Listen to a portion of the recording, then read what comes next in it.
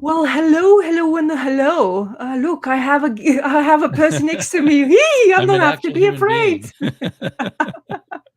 You're not alone. Yeah, well, it actually was quite daunting being by myself after a while. I mean, Yeah, I've done it once or I twice. remember used to doing that, but live, it's a Live, very you diff. get no break. There's no Yeah, pause. yeah, and you don't know what to do with yourself. Like, how do you just make a small talk while you just like with yourself? It's not really working. Anyway, so yeah, we are Well, here. luckily, my daughter's feeling better, so I was able to join Yes, you. And thanks. Terrence is driving home right now and Yes, not keeping hopefully. his eyes on the road, hopefully, but just paying attention to us. Yeah, I know he has a hybrid, but don't rely on it just because it is. Just drive safely and be back, so we can Well, at still least he can freely afford chat. gas then. Well, yeah, not talking about that. Don't. Yeah, another story. Gas prices. Anyway, You look like um, you got some sun. You said you're in the garden. Uh, well, yeah, I spent quite a. so it's been sunny there because all it's been doing here is raining. Oh yeah, we are. I'm thankful. I was actually really freezing lately because I was like, June came in and June, the beginning of the month was horrible, but now we have 20s and I'm okay. A lot of Uh-huh. people say like, oh, you need 25 to enjoy your summer. No, no, no, 20 is okay as long as it's 20. Don't go Right. lower than that. 20 is okay, which means it's like what, I don't know how many, like I think that's around 60. 68 degrees Yeah, yeah. Fahrenheit. I don't. I've always heard that 20 was about room temperature. Yes, it is. So I guess wherever Andrew is, it's probably where there's Yeah, there's a lot of Andrew. heat waves in the U.S. So I guess we're lucky it's raining here Mhm. in the Pacific Northwest. But it's Yeah. weird that we haven't had anything like summer weather yet. Mhm. So Andrew, where you at? So South. Okay, yeah, South Uh, California. That Southern that would California, not yeah. rain there. Yeah, that's hot, hot, hot, hot desert almost type, isn't it? Yeah. And I've So seen people around the country on Twitter complaining about how hot it is where they are. Um, oh, oh yeah, yeah, yeah. That's yeah, well, that's that's not too bad. And yeah, humidity, that's unusual. yeah. Interesting. But where you are, you're close to British Columbia, isn't it? Portland is British Sort Columbia. of. We're a Not bit, like close-ish, but yeah. kind of similar waves of where We're everything on the goes. way. We're on the way Yeah, up to British Columbia. I mean, yeah. Seattle is between us and British Columbia. Oh, well, there you go. I forgot about Seattle. Because So it rains in there as well, I isn't it? used to have friends I would visit in Vancouver, BC, and I think it would Yeah. take me about a 5-hour drive. Mm. So for you, Okay, it that's seems not like a close. long way. For Well, that's not close. Me knowing because the vastness of America is understated sometimes, like you right, don't realize until you guys start talking or seeing you driving. Like people have like those videos on YouTube where like, oh, I'm driving to comic book shop, and they're yeah, like, and they show you that like fastened video, but it's like it's still kind of a lot. Like, Jesus Christ, how far did you? Oh, it just was 2 hours away from it, which is very close. Like 2 hours, dude. And then me here complaining about like 40 minutes to London. No, it's an hour to London, and I'm uh-huh. freaking out. Well, Far the away. distance from where I live to Hmm. fly to where my mother lives, both in the United States, is the Hmm. same as going from London to Tehran. What? That's the distance. So when Europeans think Yeah. about, visiting your relative in the same country you live in, it's a Mm. different scale here. Yeah, exactly. And then As it, and then you go up to Canada and it's even bigger. The scale's even bigger up there. Mhm. Yeah. Um, but we're still in kind of the same zone as Vancouver, BC, as Yeah. British Columbia. So we have Mm. similar weather and and a similar landscape and such. So it's all people used to fantasize that Washington State, Oregon State, and British Mm. Columbia would get together and form their own country. Um, And you, when I first moved to Oregon, people talked about that a lot. I It know had a Oregon. name for it, but I forget what they called it. Don't you? Is it connecting like this huge mountains? Is this what connects you, kind of like close by, or There because is a I? mountain. There's a couple of mountain ranges going up Yeah. through. They're not huge. They're not the Oh. huge ones like the Rockies. Oh, okay. Okay. Um, Yeah. Hmm. Mm. and Your country has stunning places. And we just have more. We have volcanoes, right, or what used to be volcanoes. So we will have smaller mountain ranges, and then every once in a while, a giant mountain that was a volcano. I see. And you might have heard the names Mount St. Helens that went off in the 80s, or Yeah. maybe you haven't heard it, but it's a big deal out here because Uh-huh. it actually blew its top off in the 1980s. Oh no, I didn't. I wasn't. And I guess it was And raining. yeah. Some people died, and it destroyed whole towns. I mean, they knew it was happening, so people left. But Well, you loading the can still camera. crash hybrids. You can crash a hybrid just as Yeah. easily as anything else. A Tesla, though, might drive for you. Then you can watch all the YouTube you want. Yeah, but still, can you rely on it? No, I Maybe. wouldn't rely on it, but I'm just saying if you want to watch YouTube while you're driving, get a Tesla. I What? don't even know if Teslas really can do that. Jesus. 45 Celsius? Jeez, so that's 100 and some 10 Fahrenheit or something. Ridiculous. Right. So, and that's Vegas, which is in the middle of a desert. Human Yeah, beings well, really that's shouldn't live there, but they do yeah, anyway. yeah, Uh, because CSI always reminds me of Vegas. I'm sorry, I've never been there, so that's the only Yeah. thing I can recollect. But I suggest I've, self-driving car, but they are currently still dangerous. Yeah, yeah. very Yeah. much No, so. I wouldn't trust. It's going to be a long time before I would trust a self-driving car. Mm, I think they already have ones that will self-park for you, do the parallel parking for you and things like that for the really rich yeah, people. yeah. Speaking of really rich, I hit a mother load thanks to YouTube channel Ray Carcass. I think it was Ray. He put me on to where to get these hardback blueberry books. I haven't read any of them yet. Let's see. This is volume 6, Ooh. and this They is are signed. and this is volume 8. Check the pages, and it should be actual signature They are of Mobius. signed. They are all signed by Mobius. Oh my This goodness. is 1364 of 1500.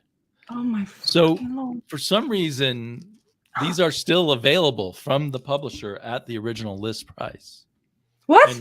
And Mobius number 9 also. So, but I don't know what's in Mobius. So I got 6, 8, and 9. I don't know what I'm missing in 7.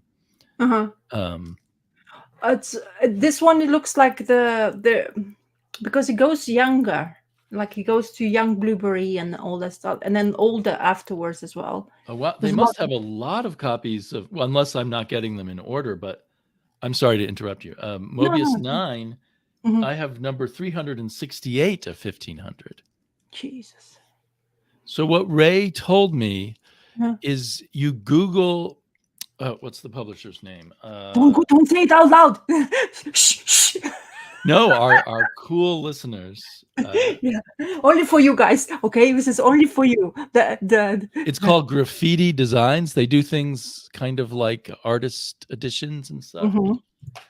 And it's real on their website. You can't really find these. You need to Google Graffiti Designs Mobius. What's the proper name? Mobius number 9, and then for each book, Google it separately, and then you'll actually find the page where they're listed. And they're $50 each, which is quite so pricey. Plus postage, of course. So that makes it kind of bad for anyone outside of the U.S. Yeah. Oh, okay. So, but you have most of the blueberry in paperback, right? Yeah, I had no access to it. This is the only way I could get it. Look, this is like another holy grail for me. Has to get the first dibs. No, it's fine, people. The postage in America, it's absolutely horrendous. Yes, it's probably will double the price, I'm guessing. Yeah, it will make probably some ridiculous. I mean, would love to if somebody would like to buy it and send it. Yeah, I'll take it, please. But I absolutely love those hardcovers. You'll be absolutely intrigued because who doesn't like a Mobius and a hardcover? That's just. It's unfortunately, most of these volumes are sold out, but I guess for whatever reason, maybe just because people aren't familiar in the U.S. with the whole concept of blueberry, that people passed on this one. Yeah, I can see that they don't really tell you. You go into the website; it's very like precarious looking one. just Yeah. couple of like colors and stuff like that. And the minute you want to just like typing anything, it doesn't it doesn't really show it to you. Yeah, it doesn't show it to you just through the normal search on the Yeah. website. Yeah, It's exactly. weird. Yeah. So Yeah. you literally have to Google separately for each book, and then you find it. Huh. So I don't know how Ray figured that out, but he did, and he passed that on in one of his videos. Yeah. It is interesting. Luckily, But only the elite watch this show. So thankfully, yeah, it's I if you guys whoever can afford it, I highly recommend that stuff. It's yeah, I've looked up people showing it off, and I look stunning. Especially you have a signature of the man who is not here anymore. true. If that You can't really ever get that signature tickles again. your buttons, so it's definitely something you should And look at. really nice end papers made out of. It's actually a highly textured paper, so they're And very. It feels like an archival yeah, quality book. I bet. Because, like Ray pointed out, when they published this in the 90s, Yeah. $50 was a huge price Mhm. for these. That's why But they only now they're yeah. selling them still at $50. So Well, I am intimidated to get so much blueberry at once. When you have so much to. So I've been reading other stuff, and I haven't yeah. been reading a lot lately because my daughter. Show me that book you just picked up, which the cover I want to say, This one, because 8. yeah, Chaos is asking which one. This story with him, if it's the story of a train journey on that one, it's a fantastic tale to read about blueberry and stuff like that. It's beautiful. It's really well done, and it's like you like westerns and train situations. So Yeah, it lists. I can. It. yeah, So this number 8 includes the Iron Horse, Steel yeah, Fingers, yeah, the Trail of the Sioux, yeah. and General Goldenmane. Yeah, I think that's one of the epic. Like I don't have the memory, which is kind of weird. But reading. Oh, And it looks like the covers are done by the later Mobius style. In the later Mobius style. Okay, so let's see what he done. Blah blah blah la la la la. So Fort Navajo is the first, or Apaches, or Fort Navajo is the first story that he is made of the blueberry, as far as I know. Fort And the Navajo. Iron Horse story one is absolutely fantastic. It's just it's a really beautifully told. So I wonder if these are in the order of Blueberry's life. I think so. Rather than the order of publication. Yeah, as far as I remember. Oh, let me see. So yeah, so Fort I Navajo. may still be missing some. I don't see Fort Navajo in these books. Oh, I see. The 9th book has The Lost Dutchman's Mine, Mm-hmm. The Ghost with the Golden Bullets, and Mississippi River. Okay. And then, so I thought maybe Fort Navajo would be in 6, but 6 is Young Blueberry, which I think might have been done later. Yeah. Yes, it is. And that has Blueberry's Secret, A Yankee Named Blueberry, and The Blue Coats. Yeah. So maybe that's more Civil War based. I don't know. So when you get the Fort Navajo, or I don't know how you say it. It's actually first publication 1978, so it's the first one of No Blueberry. So that's interesting that I don't. Maybe those are in volume 7. Yes, you most likely have. The one I don't have. It's interesting. I just flipped open this Young Blueberry volume 6, which is probably later stuff. It reminds me a lot of Milton Caniff, because I was just reading some Steve Canyon. But you're missing. There's Mobius 4. There's 5 previously did to that as well. Is there more Blueberry in 5? Yeah. So Blueberry. There's Blueberry 5 and there's Blueberry 4. So Ballad for the Coffin is beautiful story as well, which is contained in there. Or Epic Edition number 2. Epic Edition number 1 has a Chihuahua Pearl, which is absolutely fantastic story as well. I mean, all of them are as fantastic as they all. Honestly, everything is worth just to get hold of it. But so there's still a lot of Blueberry I don't have. Yeah, maybe you should still need to type it in. Maybe the numbers will appear.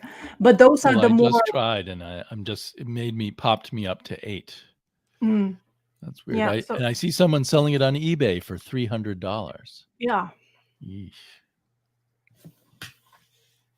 Well, here's Yeah. another thing that happened to me when I went to my store this past Wednesday. Mhm. I bought a whole bunch. He had bought a collection from somebody who liked European comics and Raw magazine and art stuff, and I That's bought a nice. bunch of books he had. And then that he had put out from that Mhm. collection. Mhm. And then as I was leaving, he said, "Oh, and I haven't priced this stack of Mobius books yet." Oh my And it god. was a stack this high. And I almost had a heart attack actually because I never find Mobius anywhere. And there's a giant stack. He hasn't priced it yet. And I was already kind of in shock of the other stuff that had come in. I couldn't buy it all. Oh. But then I looked through the Mobius stack and there was a huge amount of Blueberry, but I knew I had just gotten these hardbacks. But I picked out 5 other Mobius books that I Mhm. wanted. It included like the Airtight Garage and Arzark and some other things. And I told him, when you price them, just put them straight into my box and charge my credit card. And then he got weird on me and he said, I don't know. I want to read them first and then decide what to do with them. Yeah. So he Oh, shouldn't have showed them to me at all. yeah, because he's probably gonna realize, oh my god, this light is pissing me off. Ah, oh, I'm dark, or I'm bright, like a globe. Little globe. I can't see you. I'm globe. I can't see you. Oh my god, so annoying. Sorry, I'm playing around with this. I don't know why. I'm really. It's I'm like you're kind in an art movie. yeah. Yes, I am in that. I just need the different colors. Unfortunately, we don't have different color. Oh, that's a bit dim. Oh, that's better. Anyway, I have those stripes on So my. I guess I now need to figure out, if he ever decides to sell those, what blueberries he has that I don't have. The problem is, if he's gonna do research and they tend to go on Yes, eBay straight he's away, going to it's gonna be research them. a Yeah. big problem. I think when he saw how excited I was about them, he suddenly changed his mind. Yeah. I have not found Airtight Garage. These were the Marvel trades or whatever. They were like album-sized books. Mm-hmm. I have one Airtight Garage that is a digest-sized one, but Yeah. Yeah, there's lots of different airtight. I think it's one of the more allowed. I guess it doesn't have as publication the rights problems as other ones have, especially okay, the Blueberry because of the family situations. That's why right, we don't ever get a reprints because of that kind of new right. situation. Because of the Charlier's family, I see the Mobius family writers. have never got along since they were splitting and they because they wasn't talking and communicating. And That's a then problem. the son of Charlier was also having his own ideas how things were supposed to happen because he was kind of in the same business, blah blah blah blah blah blah. And that's just basically convoluted so many things that we end up not having anything from that part of Wow. it because of this. People's inability to communicate. I guess that's what it is, or greed.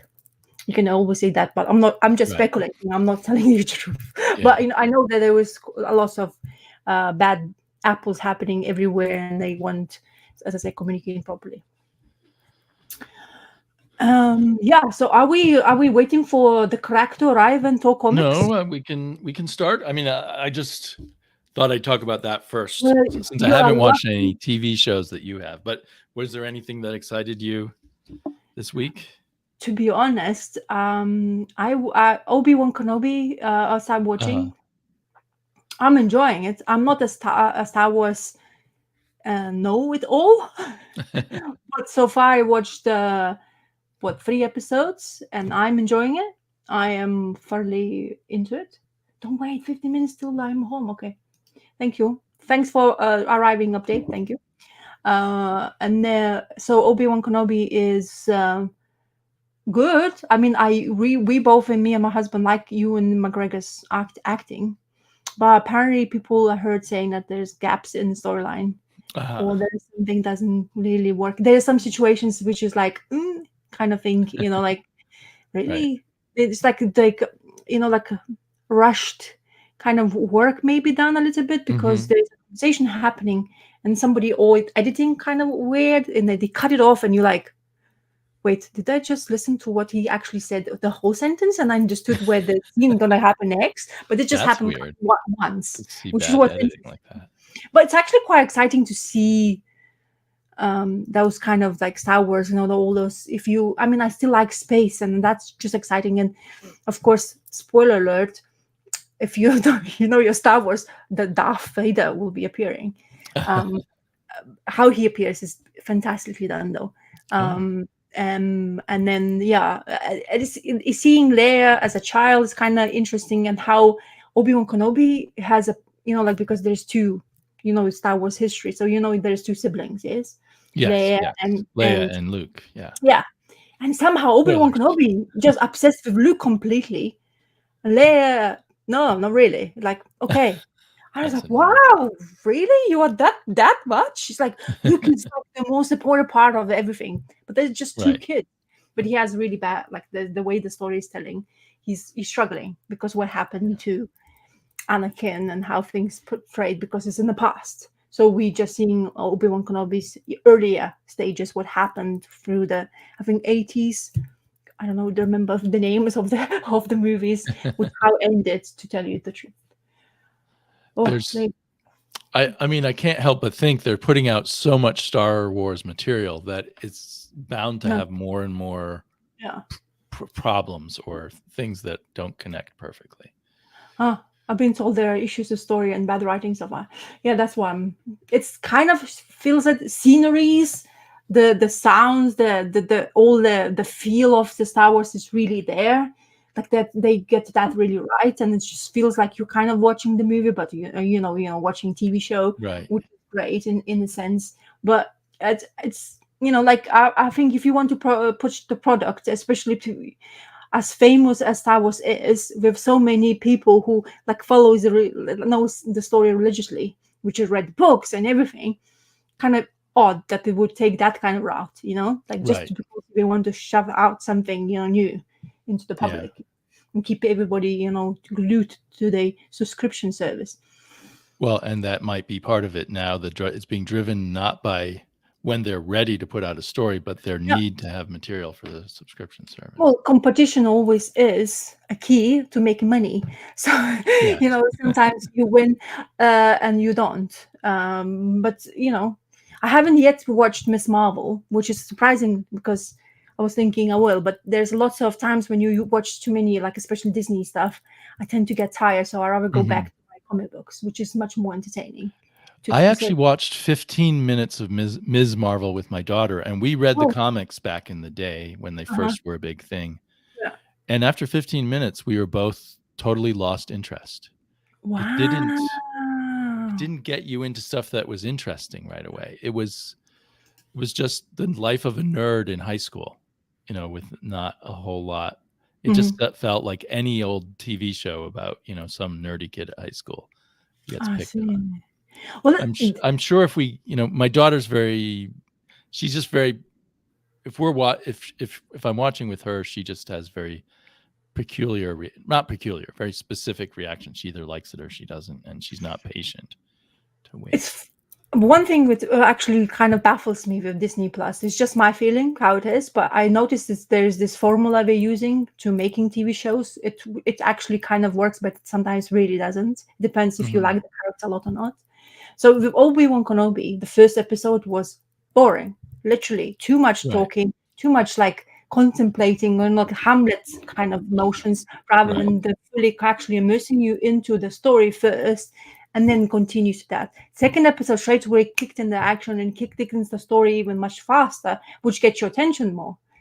But that's how they all doing that throughout every episode so far watching. right, First episode is quite slow and it's kind of boring, but then suddenly in the second episode they give you like something to kind of latch onto it and right. continue with the series. I don't know how that works as a for everybody, but knowing that people's Yeah, attention span isn't great lately these days, because right. everybody wants fast, like we consume comic books in such a manner that we want Mhm. everything like feed us like as quick as possible, but we want good stuff as well. So we're picky in the same time. So when you see somebody like producing series like that, it suddenly feels it right away. Like, oh my god, I don't have time for this. I want my story straight away, kind of thing, to digest. Right. Well, Tim Howler Mhm. Mouse is recommending Stargirl, and I did watch a lot of episodes of that with my daughter, and we did like it quite a bit. So I watched the first season of Stargirl. Yeah, I don't. And Was there more than one season? We only watched the first season, I guess. I don't know. There's I'm just probably saying. more. Maybe That's that's on how. HBO Max now, I guess. I think we watched it. Mm-hmm. I don't know how we originally watched it. It was before we had HBO Max. Mm-hmm. Yeah. But yeah, I just let my daughter choose at this point, but I should go back and watch things on my own that interest me. I would love to watch more Stargirl, and maybe I should give Ms. Marvel more of a chance. I think you should just give try at watch least up to the first 2 episodes. It sounds like from what you're see saying with this pattern. if they still have continuously the same formula, you should just definitely give it a try and see if that really keeps your attention. But I definitely going to be something next to watch, but there's so much to watch. Sometimes I go, instead of, it's funny reaction for me. So there's so many things to watch and you start get overwhelmed with the choice. So what I do is, in order not to think about choosing, I choose something I've already watched. Somehow that makes sense to me. Yeah. So this is how my thinking is. So, anyway. Well, do you want me to go first in talking about what I've read? Why not? I'll give you a chance to shine. I need to share the screen. Oh, okay. I actually just with my daughter again read something. Oh, where'd it go? That's funny. Where'd it go? I can't find the screen with what she and I read. Too many tabs open. Yeah, too many tabs going on. There it is. Okay, I think you just talked about reading this one. Oh yes, the first. How many did you read? Just the first 2 so far. Okay, yeah. I read the first. The story hasn't wrapped up yet. Mm-hmm. But and I never read. I mean, this is kind of a famous little run of John Burns, right? Mm-hmm. Somehow I never read it, and oops. And I was really impressed. I mean, I think you liked it too, right? I loved it. Yeah, it's a perfect blend of I don't know, a little bit like slice of life in a little bit of a low key style, and then that fourth wall breaking stuff. And John Burns' art is still really good, and yeah, I particularly liked it by the second issue. I loved all the notes to the editor back and forth, where they complain about this splash page not being cosmic or anything. And they start saying this issue is a little bit too much like Architectural Digest and stuff. But it's very fun to read. It flows really well. Because I'm reading it with my daughter. I'm like, oh, do you want to read the next issue? Hey, do you want to read the next issue? But yeah, there's a great note where on this page where the inker says, I hope you don't draw these spaceships again. It took a long time to ink and stuff. But I think this is wonderful. I know that people have talked about it as a great comic over the years. I've seen people talk about it on YouTube. Yeah. But I feel like it's maybe still kind of underrated a bit. I think so. I was looking ahead, and I think he leaves with issue 9, and then he returns in issue 31. I was just looking at the covers, and they have a cover of him holding the number 9 because he thought he was going to do issue 9, I guess, and then so I don't know what the backstory on that is. Like Rick Ray says, is the Marvel Comics Presents 18. That's how Epic Edition starts, which I have with this story of Byrne, and when she's basically introducing, or is this basically first issue of the Essential She-Hulk run. And I didn't know that. Okay, well, I have it all on Marvel Unlimited, so of course I presume I can find that. And this was one of the best Mysterio appearances because they actually show you how Mysterio did it all.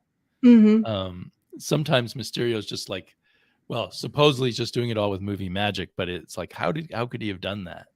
I feel Mm-hmm. like John Byrne really pays attention to all the details that I, as a comic fan, want to know, Yeah, and so it's like he really cares about what he's doing. Uh, exactly. so that's a lot of fun.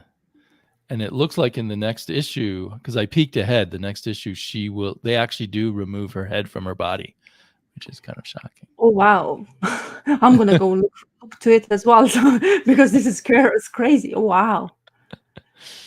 So Yeah. have you read the next issue after this? No, no, Oh, I'm I'm not. sorry. I peeked at it. I didn't read it yet, but because my Yeah. daughter had enough for the moment. No, no, don't worry, it's fine. I'll probably, like you always go into it like with fresh mind at the end of the day. But yeah, I'm savoring, to be honest. I'm not trying to rush into it because the last Mhm. thing, because I know when I'm enjoying myself, I usually tend to, like when you get a little bit tired and you start reading, you start not to pay much attention sometimes, and you don't Right. recollect lots of things.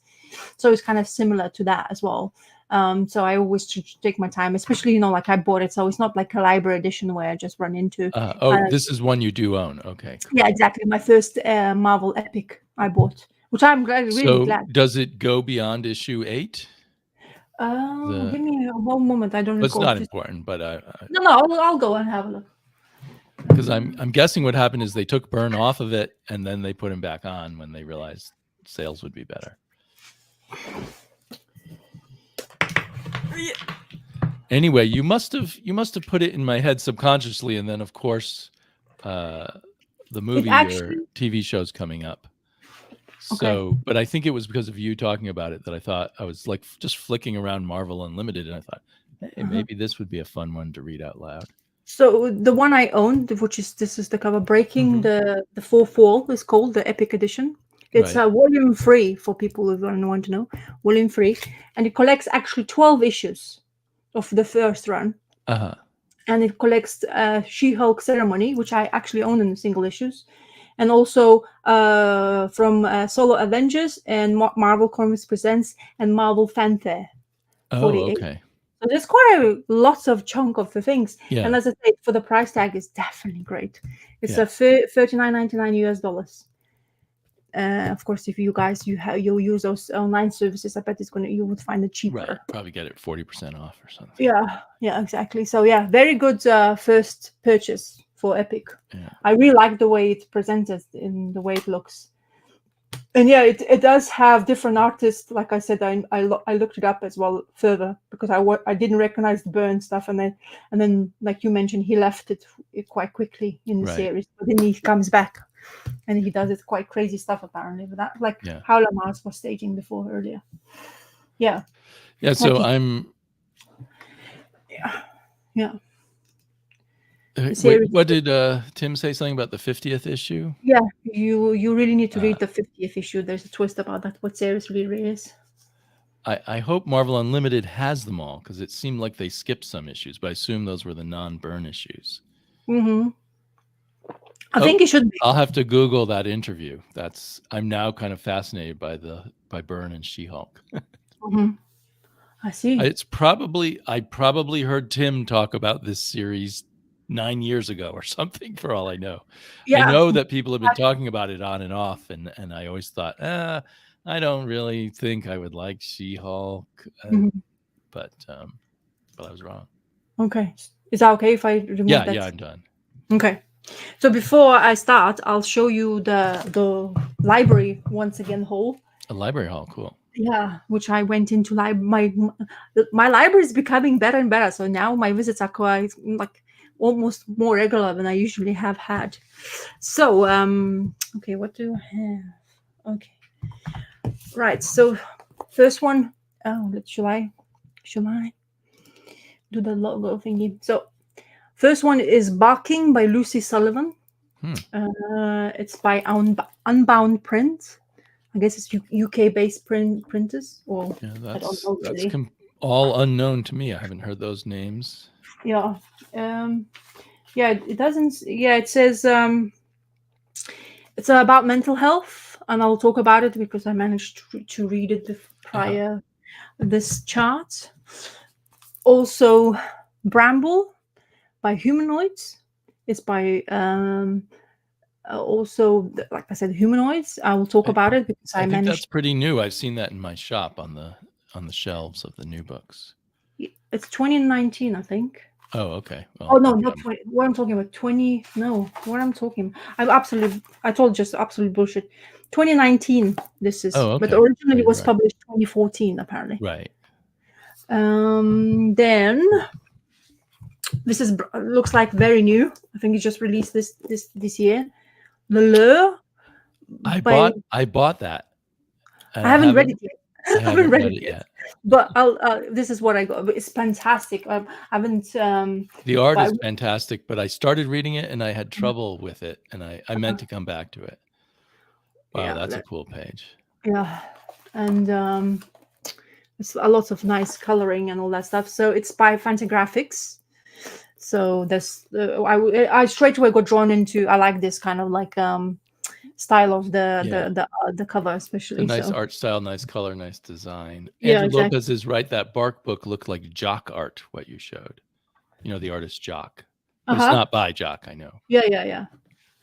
And Rick also, Ray has Lure, but hasn't read it either. So I yeah, should try and get back to Lure so that we can both talk about it. yeah, we should definitely. Yeah, I just found that one. Yeah, and then Commute by Aaron Williams. It's by Abrams Comics Art, printed in China. Oh, look who's here. The crack is here. Wait. Okay, Hello, the crack. how's it going? Hey, Terrence. I'm You just drove home safely, I did, yes. despite good. my encouraging you not to watch the road. Sorry about that. Yeah, that's right. Yeah. I'm going back to solo screen. Is Commute a slice of life? That's Yeah, one of my it's first guesses. basically memoirs of a female who is driving to work, commutes by a commute, and has alcoholism problems. It's kind of interesting. It's very. I start reading it. I've not got deep into it because I got distracted by garden work. So my garden work is up to blame. I'm blaming that.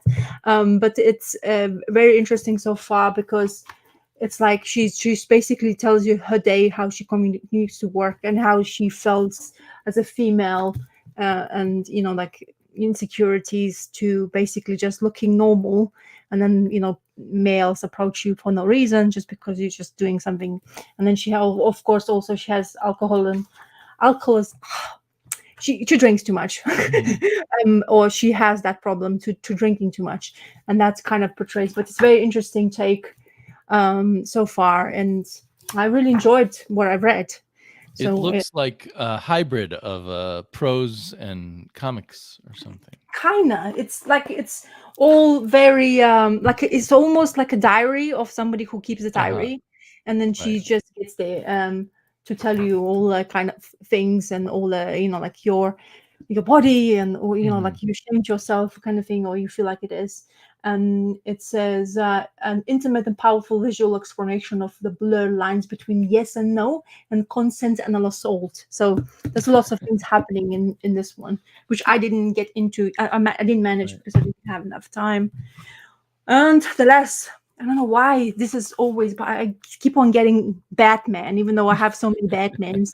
Batman appears again, but I just really like the way this basically the book looks and how it represents. It's Jeff Johns. It's Jeff Johns writing. I like Jeff Johns from the Green Lantern lore, so I'm not sure how quickly I'm gonna get to this. But I saw those other books and they were and somehow this came into. I was supposed to put it back, but I never did. Then I went into it just like, so when when I was putting those books to accept them, it's like, why did I just pick up Batman? Subconsciously, Batman lives with me now because I have so many things with Batman going on. Well, the Gary Frank art will be nice. Yes, just to show you the people. I didn't even know they had done 3 volumes. I remember when the first one came out. So yeah, this is a typical, very clear art style of Gary Frank. But even though it's a hardcover, you still have this Garlos, which is absolutely driving me bonkers mad. I just think it's crazy that DC expects anyone to understand that Earth 1 is an alternative Earth. Yeah, that's not so illogical. Yeah. So have a dentist date or easy. This is how it's Uh, the storyline would start. ah, And there's a good old coffin. Two-Face. You read it. I remember you talking about Damien, didn't you? No, I read Green Lantern Earth One. Oh, there you go. Because it's a very similar format, isn't it? It's It's the the same exact same kind of format. principle. Yeah, Has the it same. was, and that was by oh, what's his name? An artist I like a lot, who also did the writing. Yeah. Hardin? No, not Hardin. And I just realized this is volume 3, which I have not read for the first 2 volumes. So Right. this is I'm sure it stands alone. I just realized now. So you mentioning 3 volumes, I was like, what? And then look it up, and I didn't even look. That's how I didn't. I was not. That's why I probably wouldn't have not supposed to pick it up. Hey, Hi, Paulo. I also read Wonder Woman Volume 1, which was by Grant Morrison, and it was not one of Grant Morrison's better works. Mm-hmm. Had nice art though. Anyway, so yeah, that's my haul for the library, which I absolutely, honestly, seeing all this new stuff. Now I actually used to be like really thinking, and now I go to one section on the library where they have like all those different Europeans or something non your typically comic books you're thinking of, and I always go there and then just pick up. I don't even most of the time don't look. I just, oh, it looks interesting, pick it up. Yeah. Because I can, like that's the Right. thing. You Sometimes can I just don't try realize it. things out. Doesn't Yeah, cost exactly. anything. And that's the thing, the beauty of the libraries for you guys as well. If you haven't not think about reading something different, or because of the price tags and everything you don't want to invest in, libraries are a great choice to go and just explore, because they tend to have new stuff, which is, I was like amazed, because for life for me, I wasn't like really kind of pissed off with my library because they didn't see anything new. And also I was afraid to try some things, like you shouldn't, but yeah, you learn. Experience is there for me now. Yeah, that's what I tell anyone who says, oh, I'm new to comics and I don't know where to start, or I just come back to comics. I say, just go to the library and get out 10 different books, and you can just read the first few pages of each of them and see what you think. Yeah. Or even sit in library if you're not afraid of being in library, and just breeze through it. Have a look. Do you like what you're seeing? It's always the best. But now not thinking is the best choice for me, because I find gems. Because I overjudge. You judge book by the cover. Mm-hmm. That thing says it actually kind of works. You kind of judge books by the cover. So yeah, don't do it. It's a bad choice. All right. Cracky the crack. Are you ready? Yeah, always. I'm always ready. Were you leveling? You Always have a ready. level behind you. Are you doing the constructions? Oh yeah, I did my shelf up there. Oh yeah, fancy. Nice. So I had just to kind of mark everything out. I figured I should do it sort of properly, and make sure that it's sort of level at least ish. So yeah. So it doesn't drop on your head. That would be great. Right. And then I had to get the braces because when I had it sitting, it was really tilted down. So I had to buy the braces to kind of keep it supported so it's level. So I mean, it turned into a much bigger project than I thought it was going to be, but I love it. Like, it's just there for overflow right now, but eventually I'm going to reorganize the shelves. I can put some books up there. I'm going to steal Earl Grey's idea of making some slip cases for some of the series and put those up there as well too. So I don't know if you guys saw his video a couple of weeks ago now, I guess. He was talking about making slip cases for comic miniseries and stuff. So I might give that a shot and see how that works out. Yeah. Well, your OCD kind of thing, that will help you. It'll be super fun. Yeah. I'm looking forward to it. Listen to Chaos. You see, he loves the library. Yeah. It's true. They are good for you. Yeah. So, Comic Crack, show us what you have. So let's start with this one.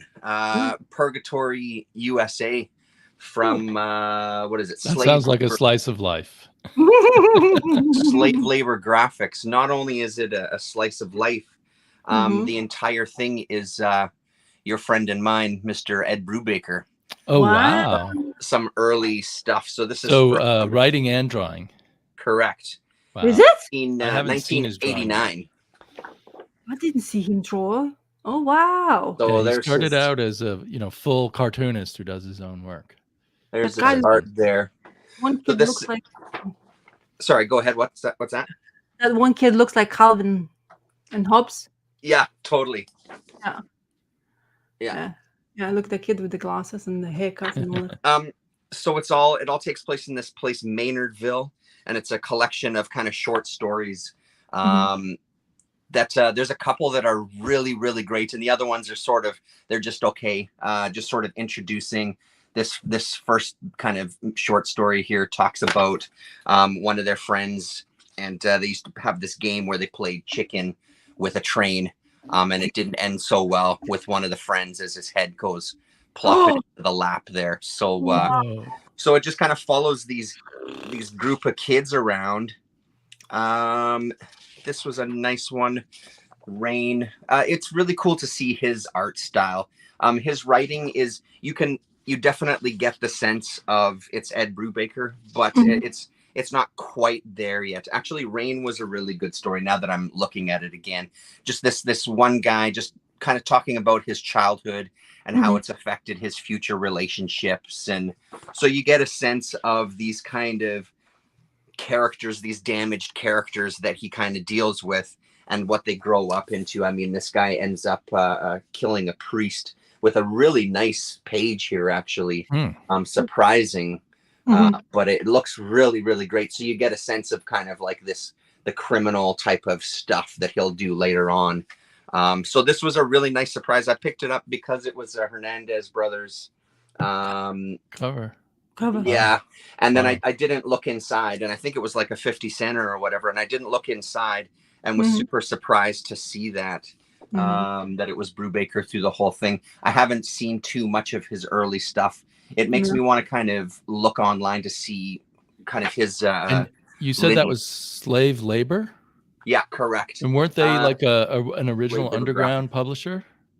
I don't know much maybe about I'm confusing Slave them with Labor. something else. Yeah, I don't know much about them. They are based out of, doesn't say. Yeah, I don't know much about them though. If I don't know if Colin is still in the chat, he would probably know more about slave labor than I would there. I saw him in here earlier. But yeah, I really want to check out more of his stuff. I want to kind of look online and see what other early stuff he has and kind of add it to the list. So a really nice surprise and just a really fun, quick read. It was not a dense read whatsoever, but I think, like I said, this Rain story here, I think was the best out of the bunch, the Rain. And it looks like it's continuing as well too. So there's the title page for it as well. So this is chapter 1. I don't know how many issues. I think when I entered this in CLZ, it only showed the 1 issue. So I don't know if that's just a mistake on CLZs, because with some of this stuff, it's really spotty. They'll have a couple of issues and not other ones, or it won't be listed at all. So it's a bit more difficult to track this stuff through the CLZ app without entering it yourself. So yeah, that was a nice surprise and a really, really good read. You know, nice to see his early stuff. Cool. Yeah. I will got to remember that next time I'm looking through 50-cent bins. I had no idea how to find the old Brubaker. Yeah, me neither. I never realized that he actually drew, because I know Rick recommended it. Yeah, that's what I'm well aware of that, and I kind of always was looking to see, but I never kind of found anything from his earlier stuff yet. But Brubaker, yeah, surprising, definitely. It seems to be. I think he only Brubaker and a tiny little bit. I think both drew their first comics. I see. Bendis did as well. Wow. Yeah. So both those guys were out of the real indie alternative scene, and it was kind of probably a shock to the people who came up with them to see them move to Marvel Comics. Yeah. Well, that's what happens, I guess, sometimes. But I wanted almost to say, before you mentioned Bendis, it's like all great writers usually are the artists, and then you mentioned Bendis, like, Look, I don't have anything wrong about Bendis, but sometimes it's too much. It's like a chore sometimes when you're reading Bendis, for me, especially. So I know what you mean. Yeah, I think he made a big splash though when he started at Marvel. But I mean, he has really nice of it after a while. In Marvel, I think he has really good. A lot of people likes his writing and lots of things great he's done, but just sometimes it feels like it's not always for me kind of thing. You know. Whereas Ed Brubaker and Rick Remender, for example, I've never found them to be like a bad apples kind of. And I mean, there's some of them low. And Rick Remender's I can remember low. it's not something I am very interested in, to be honest, too much. I guess art was drawing me away from it. It just was too blurry in some of the panels, and I just never felt like I was concentrating enough on the story because I was just looking through the panels. Oh, I'm disappearing. Or I'm not. I don't know. No, you're here. Yeah. Anyway, so yeah. Okay. Yeah, you're right, Ben. But it seems like luckily Brubaker found another path back into being an independent guy and not stay with Marvel. So. Right. Yeah. And Remender also. They both seem more devoted to their indie careers. Yeah. Which is good for us. Yeah, totally. For us, yeah. Yeah. Hopefully for them too. Yeah.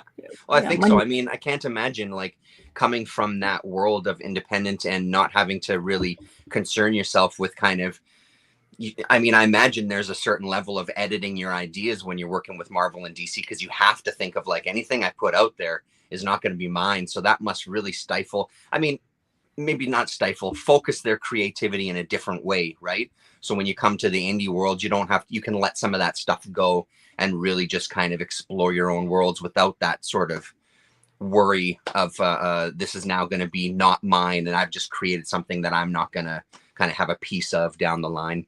Right. Also, I mean, Ed Brubaker has a lot of work done in TV shows or movies. Right. Yeah. So another script, like you open your kind of like timetable, because when you work for Marvel, I bet that's kind of, like tight schedules and stuff like that. That's a good point. Yeah. So. But what was I going to say? I'm sorry. Well, with Brubaker, I've heard an interview, and basically he started pitching to Vertigo because he was desperate for some money. Right. So I think, you're just a slacker living in Seattle. Yeah. When you're 25, and then you get married, and you maybe are getting pregnant. Your wife's getting pregnant or whatever, and you may start thinking about money. But luckily, though, Remender and Brubaker at least managed to balance that out. Yeah, totally. But they have to feel like Bendis loved the money too much. But I think they had to go to Marvel and to DC, whatever work they had to done before, because of get that audience coming with you after that. Right. You have to get the audience, and just doing the indie stuff, I don't think it's always like the same thing. Like you have those Daniel Warren Johnsons, he was doing some other things, but then the minute he went to Marvel to work, suddenly everybody's talking about him. Exactly. So the name just blows up, and there you go. He gets work everywhere now. He works for DC, whatever. That's money, like that. Yeah. You have to make your money somehow, kind of thing. So. It's like a balancing act. You don't get totally sucked into Marvel and DC. Just sort of surf on them to get a bigger audience, and then get away before it's too late. Indie cred doesn't buy the groceries and pay the bills, So yeah. Exactly. You can't do that kind of thing. Yeah. Okay, Mr. Sleeper. Oh, it's back to me. Okay. I'm going to share another screen and show you something that that totally caught me by surprise. So I'm not sure if I got this week or last week, but I just started reading it. 15 Years of Heavy Metal. So I think it's reprints, or mostly reprints. Yeah. But I was flipping through, and at first I didn't realize what I was looking at. Hey, sweet. It just looked like another European comic. Yeah, Darrow. And then I was like, Bourbon Threat. Wait a minute, I've heard of that. That's Shaolin Cowboy. Yeah. How did you know that? Yeah. It's that's how it episode started. 310, so there's 309 episodes to read. Jesus, and they're all in heavy metal? No, I'm joking about that, because one of the jokes is that it's episode 310. I don't know if there's more in other issues of Heavy Metal, or if this is the only one. I think that was it. There was a little there was some stuff in Dark Horse Presents. Right. I think. A very short piece in Dark Horse Presents in black and white. That's super cool. This one, so have you seen this one before, Terrence? I haven't. No, I've never seen this one. In the table of contents, it's listed as having 3 authors. Uma Stentrum, Patricia Wong, and Jeffrey Darrow are the writers, and then it's illustrated by Jeffrey Darrow. I've never heard those names before, so I don't know I don't know if those are real people even, and the whole Right, right. anything here could be a joke. Yeah. Does it tell you what issue it originally appeared in of Heavy Metal, or No, and I no? was so in the indicia. There's copyrights here from a lot of people, Mhm. like Mobius and Boris Vallejo and all kinds of people, but no mention of Jeff Darrow having a copyright. Right. So I wonder if this was actually original to this, even though most of it's reprints, or I don't know, or maybe they just didn't put it in the indicia. Yeah. It's fascinating because, well, let's see, got it right here somewhere. You know how much the art has evolved. Mhm. Yeah. Also, how dark the coloring has gotten. Yeah. But if I didn't know Jeff Darrow already, I'd be super puzzled by this. Mhm. But basically, this Bourbon Thread, or whatever this guy's name is, wait, does he say his name? I'm trying to remember, but basically, he has this turntable that he's playing Roosevelt Sykes albums on. He's got a complete collection of Roosevelt, and a part on the turntable breaks, so he has to take a bounty hunter job to fix his turntable. And here he is riding on his bicycle. His bike horn says "bow wow" one time, and then "moo" and then "meow." Mm. And there's just all these characters around fighting, and of course little other bits of details. But although the level of detail is much slimmer, it's still that Jeff Darrow weirdness. Mhm. And eventually, it turns out that, where is it? Wow. I mean, he's just walking through this store or whatever, which is much bigger on the inside than the outside, it seems like. But there's, other than it being sort of Jeff Darrowish, there's no reason for any of this. He looks like a Shaolin cowboy in disguise, to be honest. The way he is the Shaolin cowboy, I think, just under a different name. Yeah. I'm trying to find it. Oh, here it is. This picture says, "I am a two-dimensional photographic clone of Sister Mary Home and Garden Implement, created for the sole purpose of identifying myself for immediate execution as prescribed by the Universal Church. Please disclose all knowledge of her whereabouts, as your cooperation is mandatory. Bless you for your help."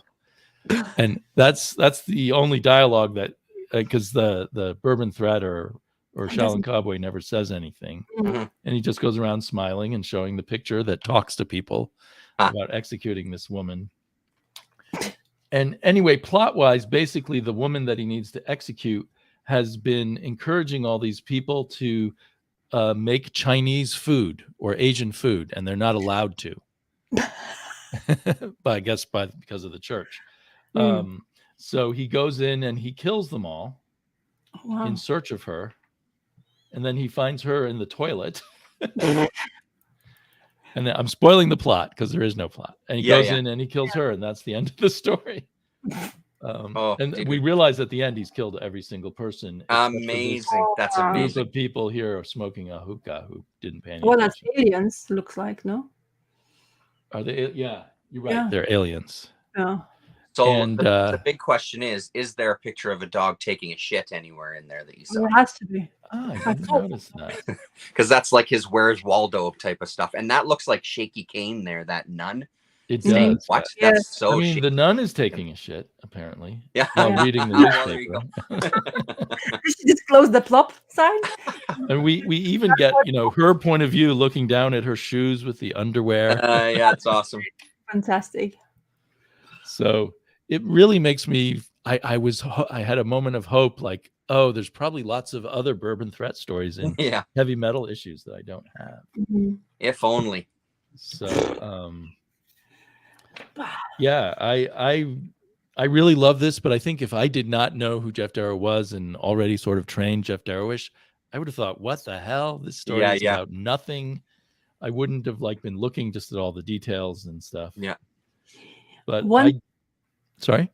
No, don't worry. I just wanted to say one thing. What fascinates me, you can familiarize with his characters because if you love Shaolin Cowboy, you know how he walks.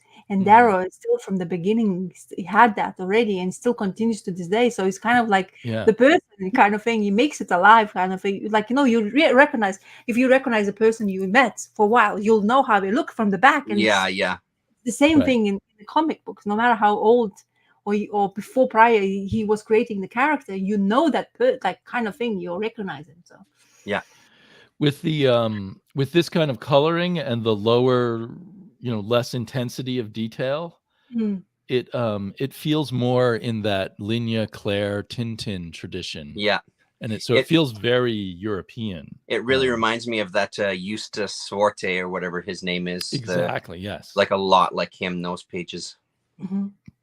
Yeah, very much. And it maybe shares that kind of sense of humor that Suarte has to a certain Yeah, degree. Because the other story I read in here was a Suarte story. Maybe I'll talk about that on my next Oh yeah, turn. okay, yeah. Does it even tell you the time it like when it was published, like year? No, nothing. No I can't information. find, like I said, I was searching the indicia for evidence about it, but I couldn't Shame. find anything. So this actual magazine was published in 1992. Mm. Wow. It's possible that's when he drew it. Maybe there's some original material. Mhm. They just don't identify it. They don't tell you much. Mhm. They say, Okay. okay, the name of the story is Parochial Terror. The one thing they say in the intro is, what about Parochial Terror by relatively unknown Jeff Hardboiled Darrow? And that's Mm. it. That's the only mention of it. Okay. So we already know that he done hard So boiled. after hard boiled, yeah. Yeah. Um, Yeah, you wouldn't call him that if he didn't publish that before. yeah, I'm just scanning a little more. There's a little den. I haven't read it, but I figured Awesome. I figured this love is Den. part of a larger story, so I didn't read it right away. Look at those colors, man. Mm-hmm. Yeah, it's amazing. I think it's an epilogue. There's a scene drawn just for Terrence there. I don't know if you can see what he's doing.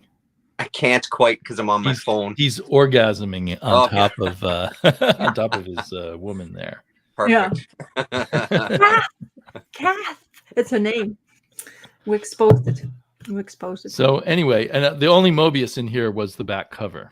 It's kind of it's a very detailed Mobius. So it's amazing how many different styles Mobius really has. Just bring it down a little bit, Damien. Oh, sorry. Yeah, there you go. Yeah, cool. Nice. Yeah, that's nice.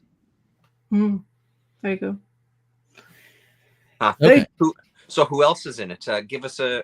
Let's see that Eustace Swart piece that's in there. Yeah, the only two I've read was this and the Swart piece, which I'll go in depth on my next turnaround. Yeah, okay, I sure. haven't read that much this week.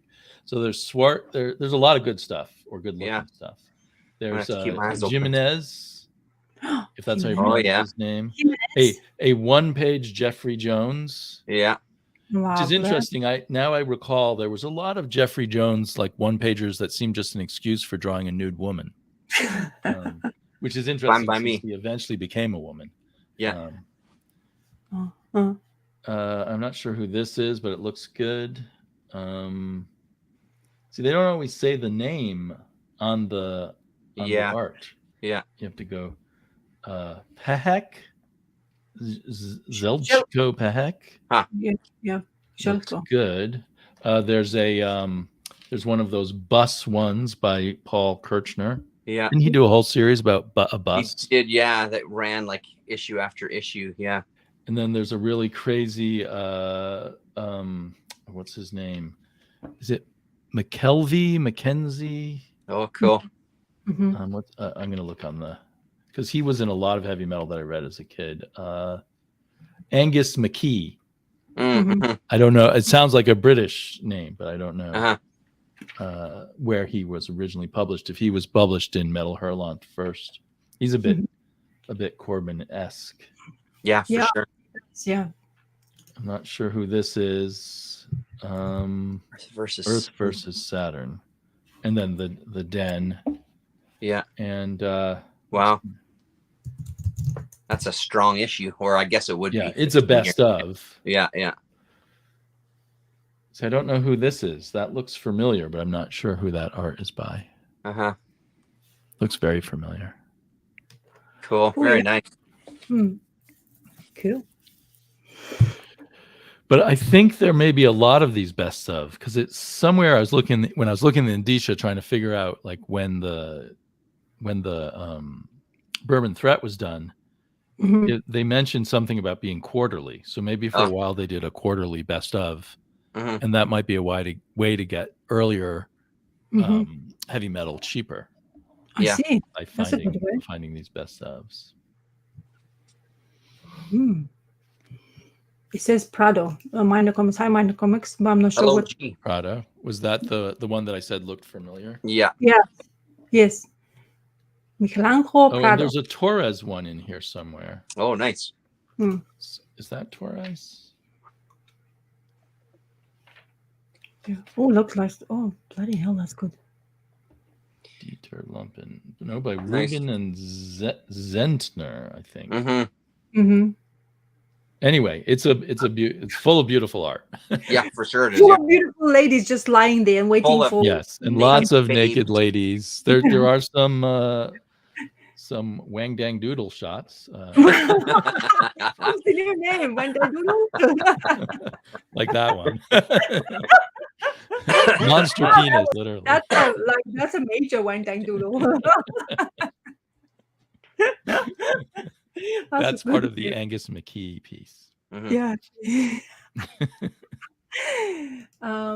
Jacko, I did have a great time with lots of interesting things with my son and experiences, but I froze to death one night, which wasn't great, but it's a learning curve. I haven't done camping in a while. So when you do camping, you realize what you buy and how it feels like when nighttime. Yeah. But you learn it in the bad way, kind of thing. You have to experience that stuff. But you know what? It's part of experiences. I don't regret it at all. I want to go again because I just nice to be in nature, I guess. But It's awesome. Yeah. Just not with that many people. I was saying to our friends, next time, please do not. Shall we not do it with that many people? Let's do it with the kind of more naturist things. Oh, crack is gone. Was that your first time tent camping? No, it's last year we did it. So last year was the first time. Crack, we lost your video if you hear us. So yeah, last year we did the first time. So we kind of doing it this year as well, and we enjoy it. Last year was a kind of warmer because we picked oh, interesting. I don't know what I did. I have no idea. I removed that one. Yeah, okay, great. Thank you. Sorry about that. Yeah, and so last year was not as cold as I remember because we bought actual blankets from home, which afterwards tanked like crazy. So we never did it. So we had the sleeping bags this time, but the sleeping bag, one of them in particularly, was this cheap little shit, which is when you put yourself into it, sleep inside, it's just not warm at all. Yeah. And it's all that kind of fun things you do. And another thing which is it got me really angry, they didn't let us have fire because it was too dry, apparently. Or and they had their own fire pits. They asked you to go into there, like next to them, but not where you are individually, because I know some people do douchebags, because like festival camping kind of thing type of a event I went into. But I was like, how do you supposed to warm yourself up? You know, you're in nature. There's no heating solutions. You know, like, you're not gonna sit in that bloody car with the engine on just to warm yourself up. That's bullshit. Yeah. But you know, we got in trouble because we put the fire up because we were freezing. Yeah. Because of course, English weather. One day it's sunny and it's hot. The minute the cast over the cloud, and you're like, "Whoa, where's my winter jacket?" kind of thing. Yeah. But yeah, it was entertaining for sure, and it's those memories which is kind of want you to go back into doing. You know, like you meet other people as well, so kind of that kind of interesting part of the thing in generally. So yeah, enjoyed it. Cool. We'll definitely do it again, hopefully. Okay, talking about Darrow, I wanted to kind of show this off as well. I mean, you have it. You guys read it prior to me as well. but yeah, this is as what Daryl likes. But the thing is, I kind of like it's really dark. I want more. I Yeah. kind of felt like I wanted more brighter colors in it. Yeah, that Um, first page that you're showing, it's so hard to see all the lizards that are all over the place. You have to like really look. yeah, yeah. And now you want like this album edition things. Yeah. Yeah. So yeah, but in generally the story was as crazy as I always expect from me, from Cowboy and Darrow's creations. Especially the narrative of the storyline, which Right. was fantastic, I think. And this the best part, I guess.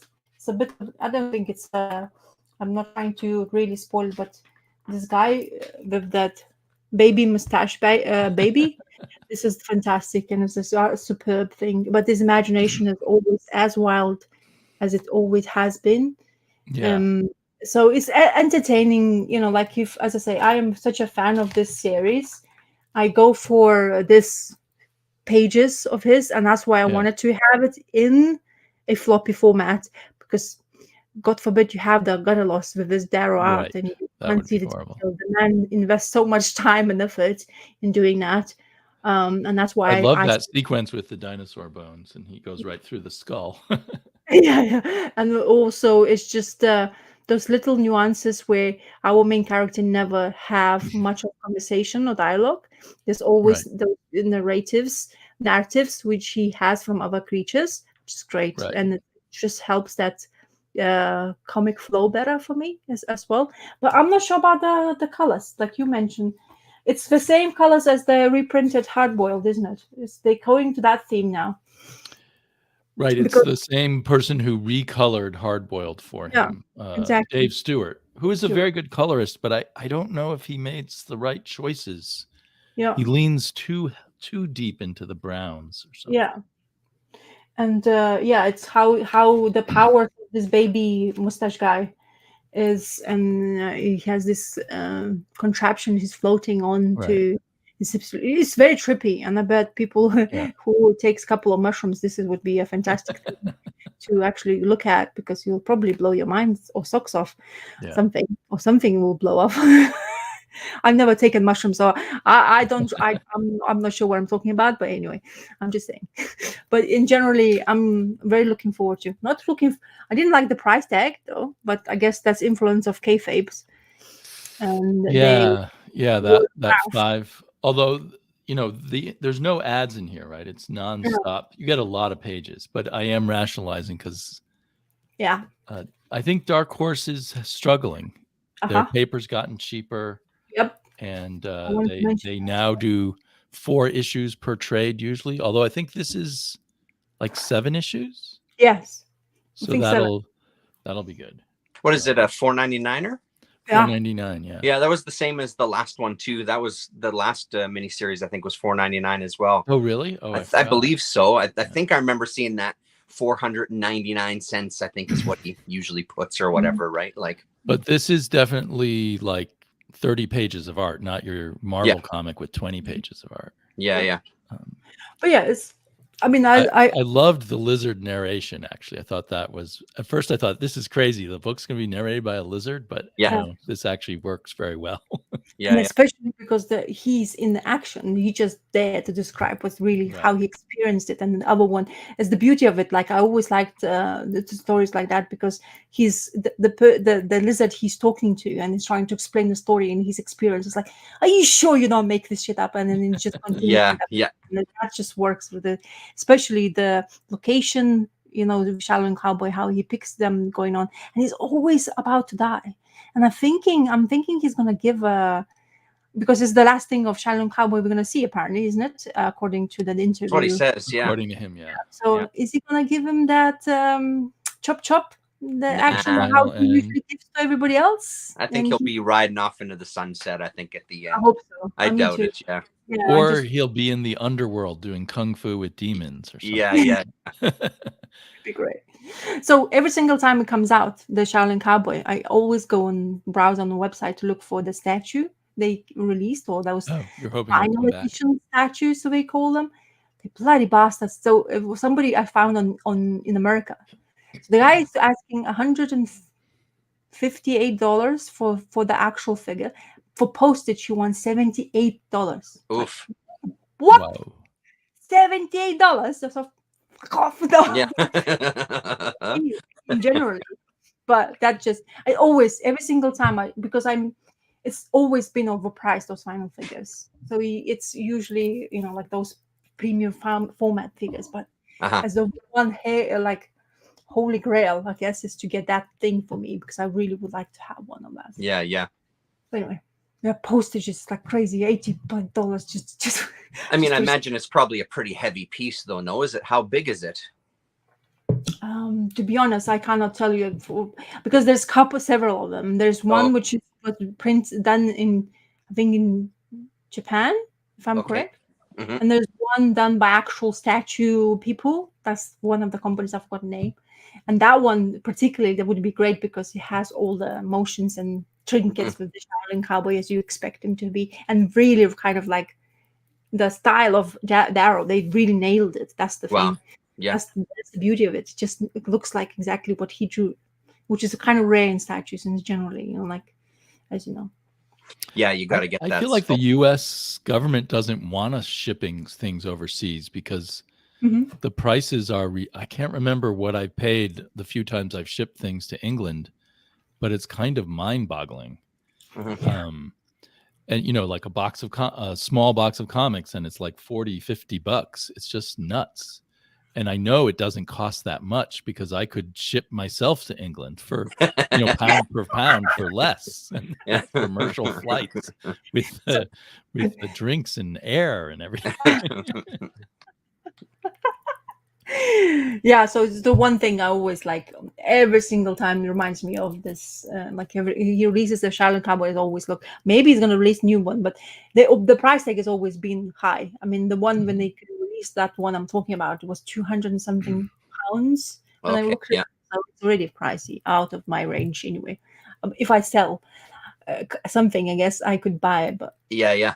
Maybe you can convince your husband he needs a 3D printer, and somewhere out there someone has a 3D printer program of Shaolin Cowboy. Yeah. The 3D printers is in my head already. I already want to own one, so that would be an excuse to excuse on top of another excuse I already have given him about 3D printers. So don't worry, it's already been an excuse list. I was thinking you could make him think it's for him. And yeah. For you. I start telling him like what things can we use for this, and it's like, do you really need this? It's like I've never looked into the cost of those. I assume it's pretty high. It's a trouble of what you buy and how good the quality of comes and what it is.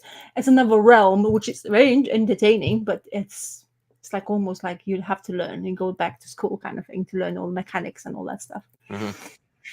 Yeah. So if I start printing those Shaolin Cowboys, I definitely have to send you two guys. Absolutely. Don't say Darrow, okay? If I'm doing that. Trouble. Okay. Did you get to read it yet, Travis? Terrence? Sorry. Yeah, I did. Yeah, I sure did. Yeah, I really liked it, and I agree with what you guys are saying. It's fun. I also agree that I'm not crazy about the coloring, but I wasn't crazy about the coloring last time either. Like, it does feel like there's a lot of browns and those. I don't hate it. I still love reading the book. I still love looking at the images and stuff, but it's such a contrast when you showed that heavy metal. And I always think of something the kayfabe guys say, like, don't ever color the sky blue. Don't ever color, This is Star Trek. So this was that first colorist. Yeah. I guess once you go dark, this light coloring looks strange. Yes. You get into a headspace where everything has to be dark. Yeah. But it's so much easier to see what's going on here. And looking back at this, I mean, I thought this was really detailed, but it's with every iteration, I think it becomes more detailed. Yes. Right? His obsession with detail just grows. Yeah. With time. Didn't he Who say knows how detailed it'll be by the time he's 80 or something? Yeah. Didn't he say in an interview saying that today actually does kind of lose himself in the drawing, and he just kept drawing in the same page, and he's like, you should have to move on. You kind of have to move on, but he still wants to add some other things. That's, I think, a bit of a I don't know what's that called. I was just listening to a podcast that interviewed him, and he said he works 7 days a week. He doesn't like to stop working. And he lives in a town in France where most of the people are retired, and people keep saying, "Don't you want to come out for drinks and stuff?" And he says, "No, I got to work." I don't know if he's still married. Look at that. Yeah. He mentioned having a daughter, but I wonder if his wife. Anyway, he doesn't. It's not my business. But it does get darker here when he goes into the underworld. Well, Right. I mean, it doesn't have. But a when blue he's out in the sun in the desert, it's easy to see everything. Exactly. But even that, though, it's just blue and the brown. You know what I mean? Like it's still kind of dominating. I mean, I guess there's only so many colors you can have out in the desert, so I should ease up a little bit. But it's still this idea of like these dominant couple of colors. Yeah, you know? It's a bit literal. I mean, you could give the sky other shades than just this sort of faded blue. But I mean, you know, that said, it's still beautiful stuff. There's no getting around that. It's amazing. And actually, I'm super tempted to get the digital copy too, just to see it even better. But at $4.99, I'll wait till digital usually eventually goes down to $1.99. I'll probably do that when it goes down to $1.99. Get the digital copy too. So don't you get it on Hoopla like you always do on your library services app? I don't. I'll look on Hoopla, but I don't think they have it on Hoopla, that particular one. And I think on Hoopla they have a lower res scan than on Comixology. And actually, Dark Horse, I have a Dark Horse app. Dark Horse has their own digital app, which has good quality. So I'll buy it there. I didn't know that they even had an app for themselves. Dark Horse actually had an app before Comixology did. I mean, Comixology was already a website, but Dark Horse dove into digital really early on and probably did not succeed, but they still maintain their app. So when I first bought my first iPad in 2010, the first digital comics I was reading were all Dark Horse. Plus, when I kind of came back to comics, then I still thought Dark Horse was the leading indie publisher. So that seemed like the obvious place to start. Right.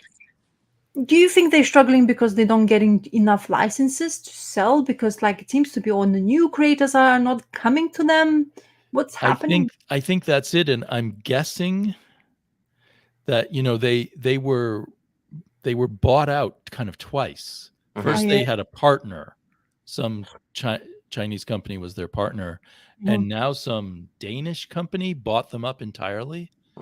So I'm guessing those companies aren't really concerned about getting the best creators and making those kinds of deals that you have to with the best creators. I mean, they still have kept some people, but I've noticed a bunch of people jumping ship. Well, Stan Sakai left. I'm thinking IDW offered him a better deal. Yeah, I think some, the ones who aren't, I think you get the most money by going to Image if you succeed. But some people maybe like working with certain editors too. And I think like IDW has Scott Dunbier, who also does the artist editions, and I think he's the editor for Stan Sakai, so that might be an editor people like. Right. And I think there may still be some editors people like at Dark Horse, but I think some of them are jumping ship also. I think it didn't help them that they had those editors who were accused. You remember? Right. One of their major editors had to leave finally because of so many accusations coming out against him. Yeah, that's right. I actually see him walking around Portland. Oh wow! I know what he looks like, and I'll walk past him, and I want to say something to him, but I don't know what to say because he's a creep and he's drunk. I want to say, well, don't drink, but now start editing again. Yeah. Yeah. But yeah, so they've had those problems. But then what I suspect is each time a new company comes in, they're like, where can we cut costs?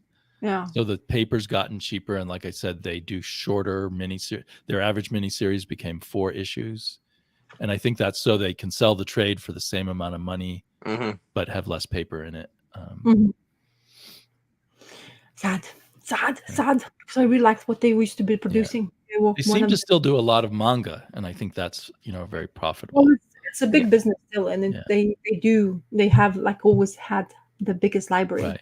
And they were the first to bring the really great Yeah. manga over, like Akira and Yeah. Lone Wolf and Cub and all that. Mm-hmm. It's sad because they were the really great company at one point. Yeah, totally. Okay. Sadie. Okay. Cheer us up, Crack. Cheer I read a couple of Matt Howarth books. Mhm. So this Connie and Zoo, maybe we'll come to that one second, actually, because I like that one quite a bit more. Was he a heavy metal artist at one point? I think he may have. Yeah, I mean, Matt Howarth has appeared everywhere. I know that name one of a those lot, guys. but I don't know where. Yeah. So Mhm. this character, I guess, is from those annoying Post brothers.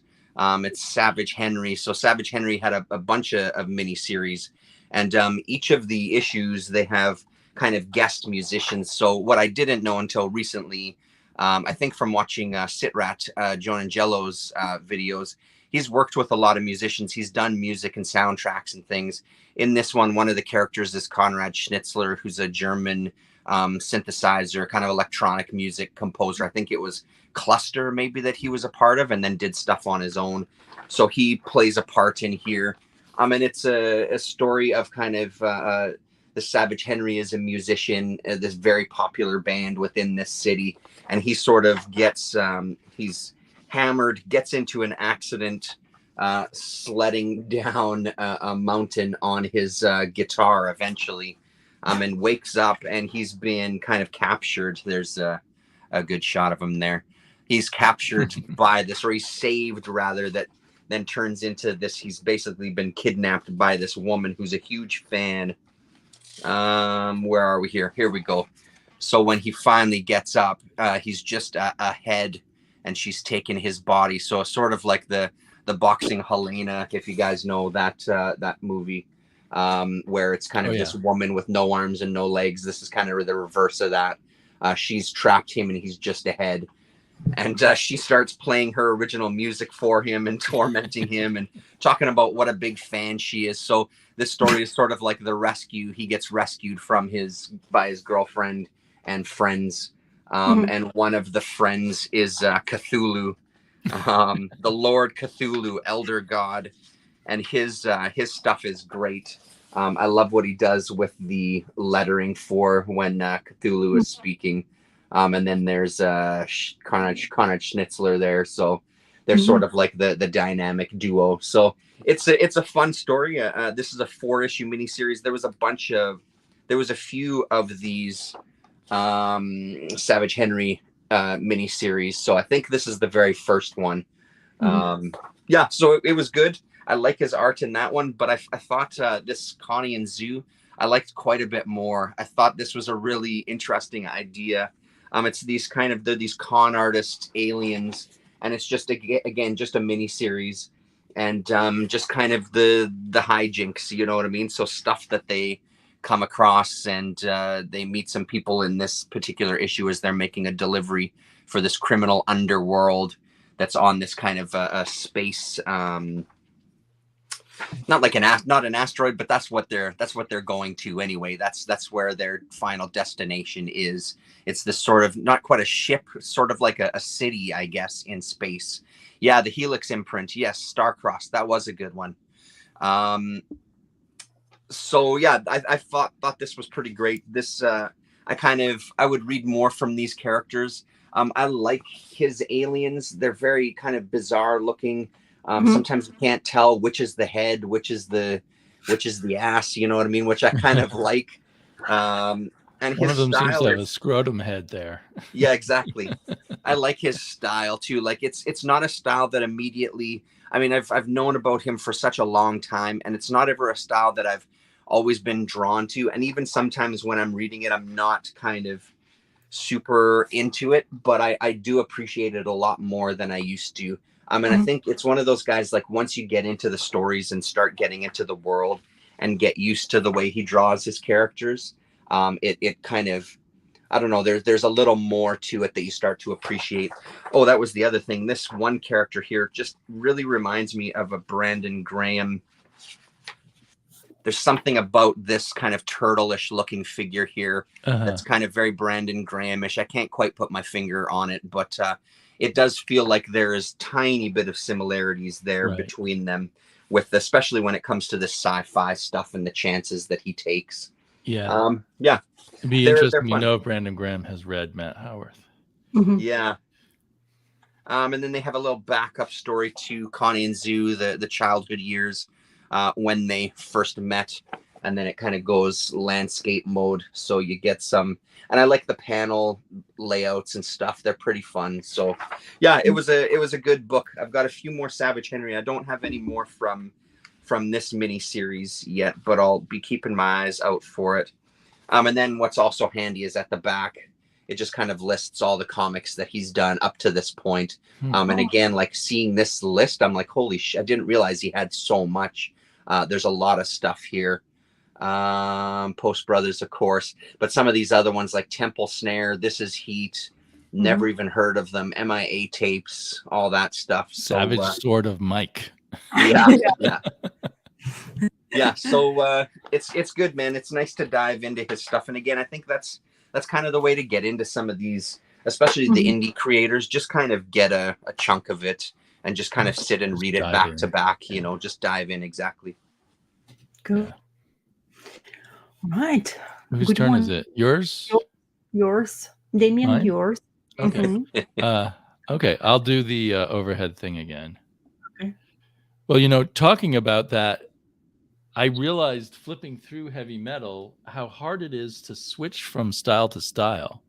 Yeah. So I wonder if, like, when I encountered if Matt Howarth was in heavy metal, maybe I'm remembering wrong. But when I encounter an unusual style, it can be hard to shift gears. Yeah, it's very jarring sometimes, for sure. I think when I was a teen reading heavy metal, if there was Juice Swart in it, I probably didn't appreciate it at all. But I really like it now. And so he has this one called Chance in a Million. And I guess this is an ongoing character, Jodo. Yeah. Jodo de Pojo. I said Jopo. It looks like not. Oh, maybe it's a P. Yeah. And he's an odd mixing of Tintin and something else. Yeah. But he kind of reminds me of suddenly I've lost the name of that actor. Similar to Mr. Bean, but the French guy, Jacques Tardy. Yes. I wonder if some of this stuff, or maybe there's a whole thread in France and Belgium of this kind of humor. Yeah. But he just seems to walk kind of haplessly through the world and get involved in things. So the real story, I guess, is this this really rich guy who wants to have $100,000, or probably francs, but it says dollars here, less in his income for the year. So he's arranged for some people to kidnap his child, and the kidnap note will say that they want $100,000. He'll pay them $20,000, and then he'll get to deduct the whole $100,000 from his income. Yeah. So a pretty elaborate tax dodge, which gets ruined accidentally by Jopo, or whatever his name is. Yeah. There's the kid that they need to kidnap. And Jopo first throws a banana peel, which causes the kidnapper to slip.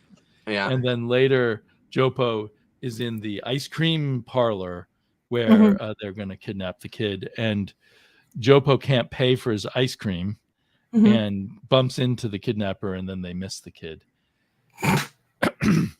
And as a result, they drop the kidnap letter, the ransom note. So Jopo has the ransom note, and he brings it to the police. And so that ruins the rich man's kidnapping scheme.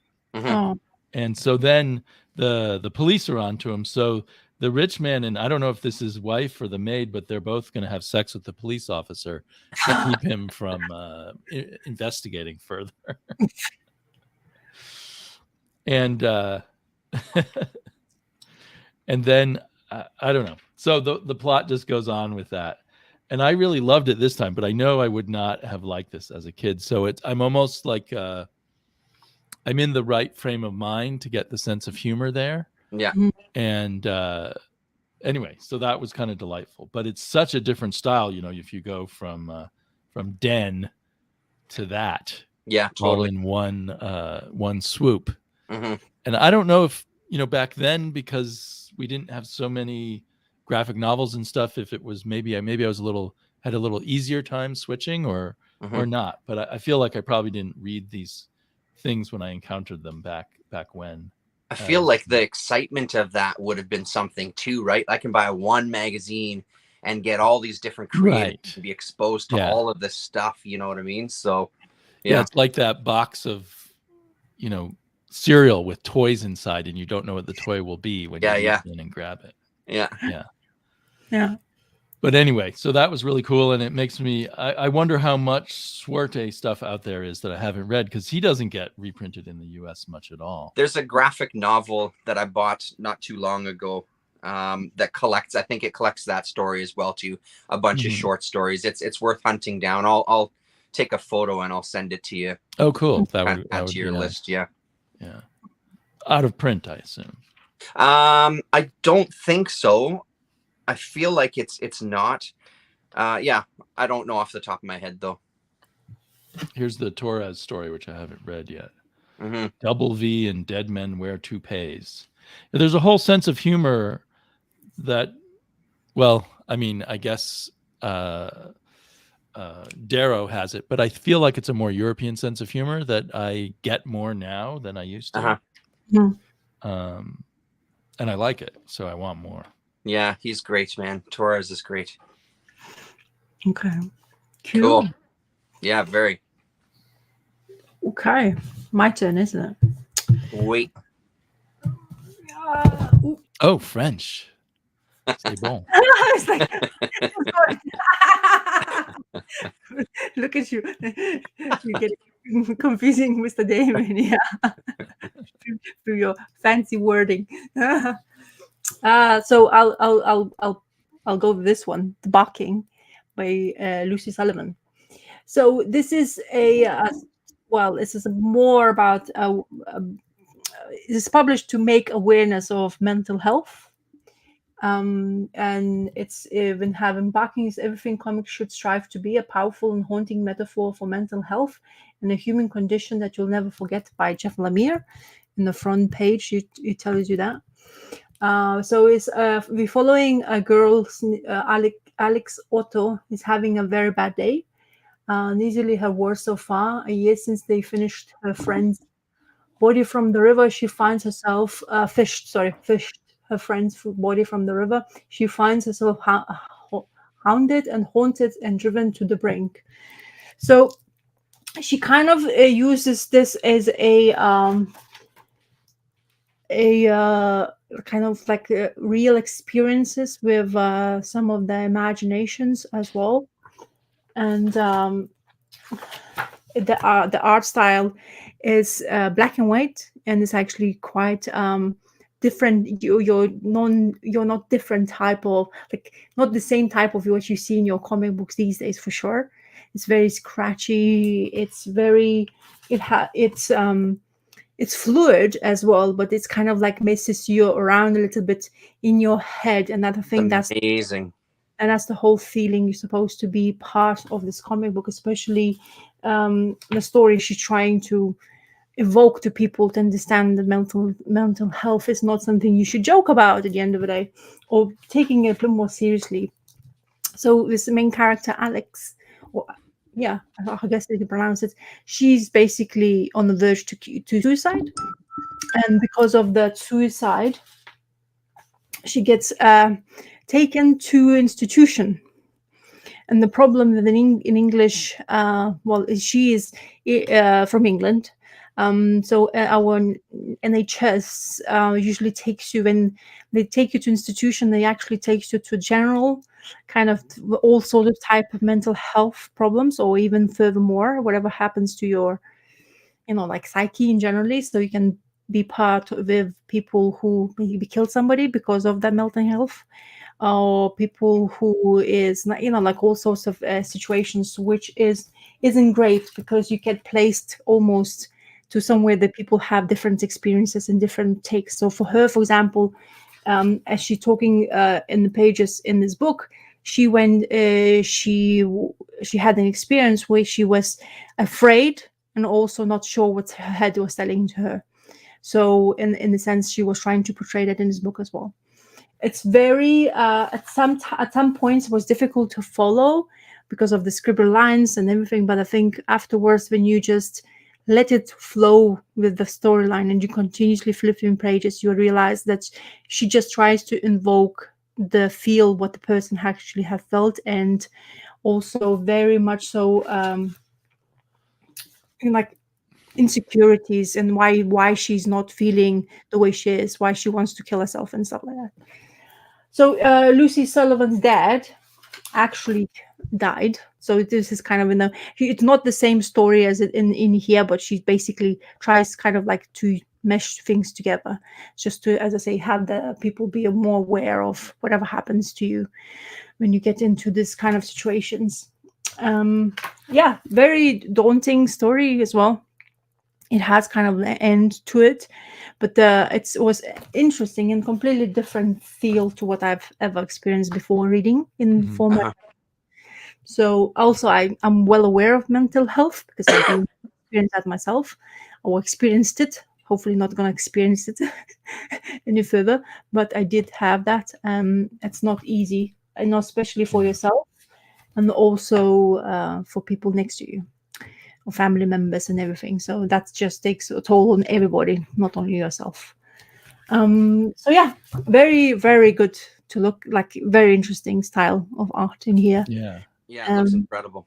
Yeah, A and lot of using the white space somehow is Yeah. part of the Yeah. composition very effectively. Yeah, she's apparently also she was teaching classes for the art. So I'm well not aware of her at all, but like seeing this is Unbound Publishing.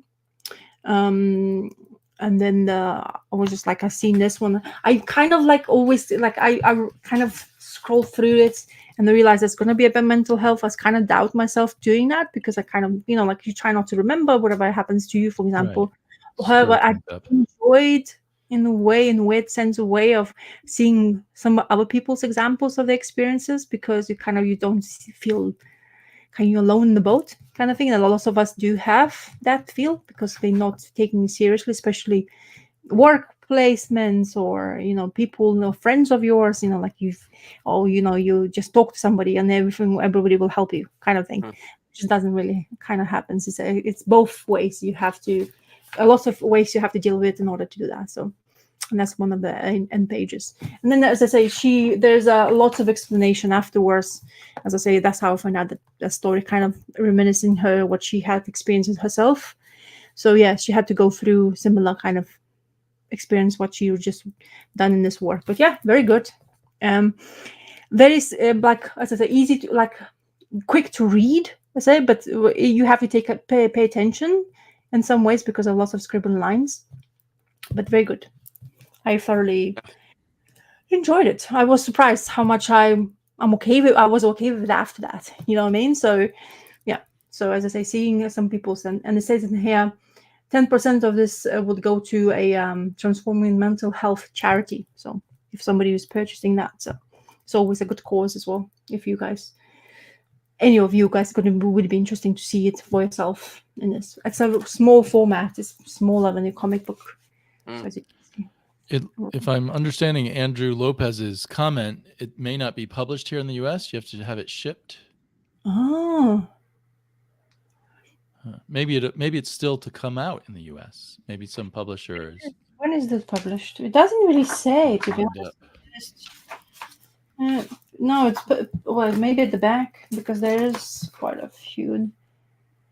No, it's a crowdfunded publisher. The Unbound I'm talking about, which was established in 2011. But when is this? It's 2019, I think, is the publisher published. So Yeah, no, I can't tell you any because I can't see anything. Just the only information is this bar, and Right. and designed by whom and that. But they don't really. It doesn't have anything here. Just there's really nothing. No information. You scroll through, there's nothing. It's just that. So I can't tell you that. But yeah, really Yeah. interesting. It's Yeah. Very expressive. yeah, and then it's a lot of 20. 2020, Andrew says. Oh, okay. Well, there you go. I'm not sure. So as I say, it's just I was looking for the dates, but I couldn't find it on that book. So yeah, it's not something atypical thing I would go for. I never then do because as I say, insecurities in that sense, or especially on the subject. But the way she was describing it's interesting because there's lots of similarities, especially if you tend to want to suicide, which I had. That's kind of almost the same headspace, which is kind of that's kind of similar to some people's feel because you just want to feel numb. That's the first thing you want to do when you have some depression or something like that of an issue in your mental health. Yeah, I know. But it was a positive experience reading it, not a negative for you. I'm not trying to say I compare and contrast somebody else's experiences, but it's not. Sometimes when you experience mental health, you feel like you're completely alone. There's nobody, and because nobody want to recognize it properly, it doesn't. Even your doctors won't recognize until they just like ask you question, and the first thing they do, they dump the drugs on top of you and say, "Oh, take that," and hopefully you will, and then you have to explain that to your employee. And when you do that, they don't understand whatsoever. And then they blame you for being sick. That's what the time I was working for Starbucks in coffee shop, when I went depressed. So I had to take out work leave for a year because of my depression.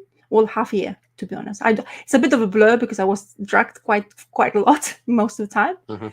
So yeah, they didn't understand me. They didn't want to pay my wages.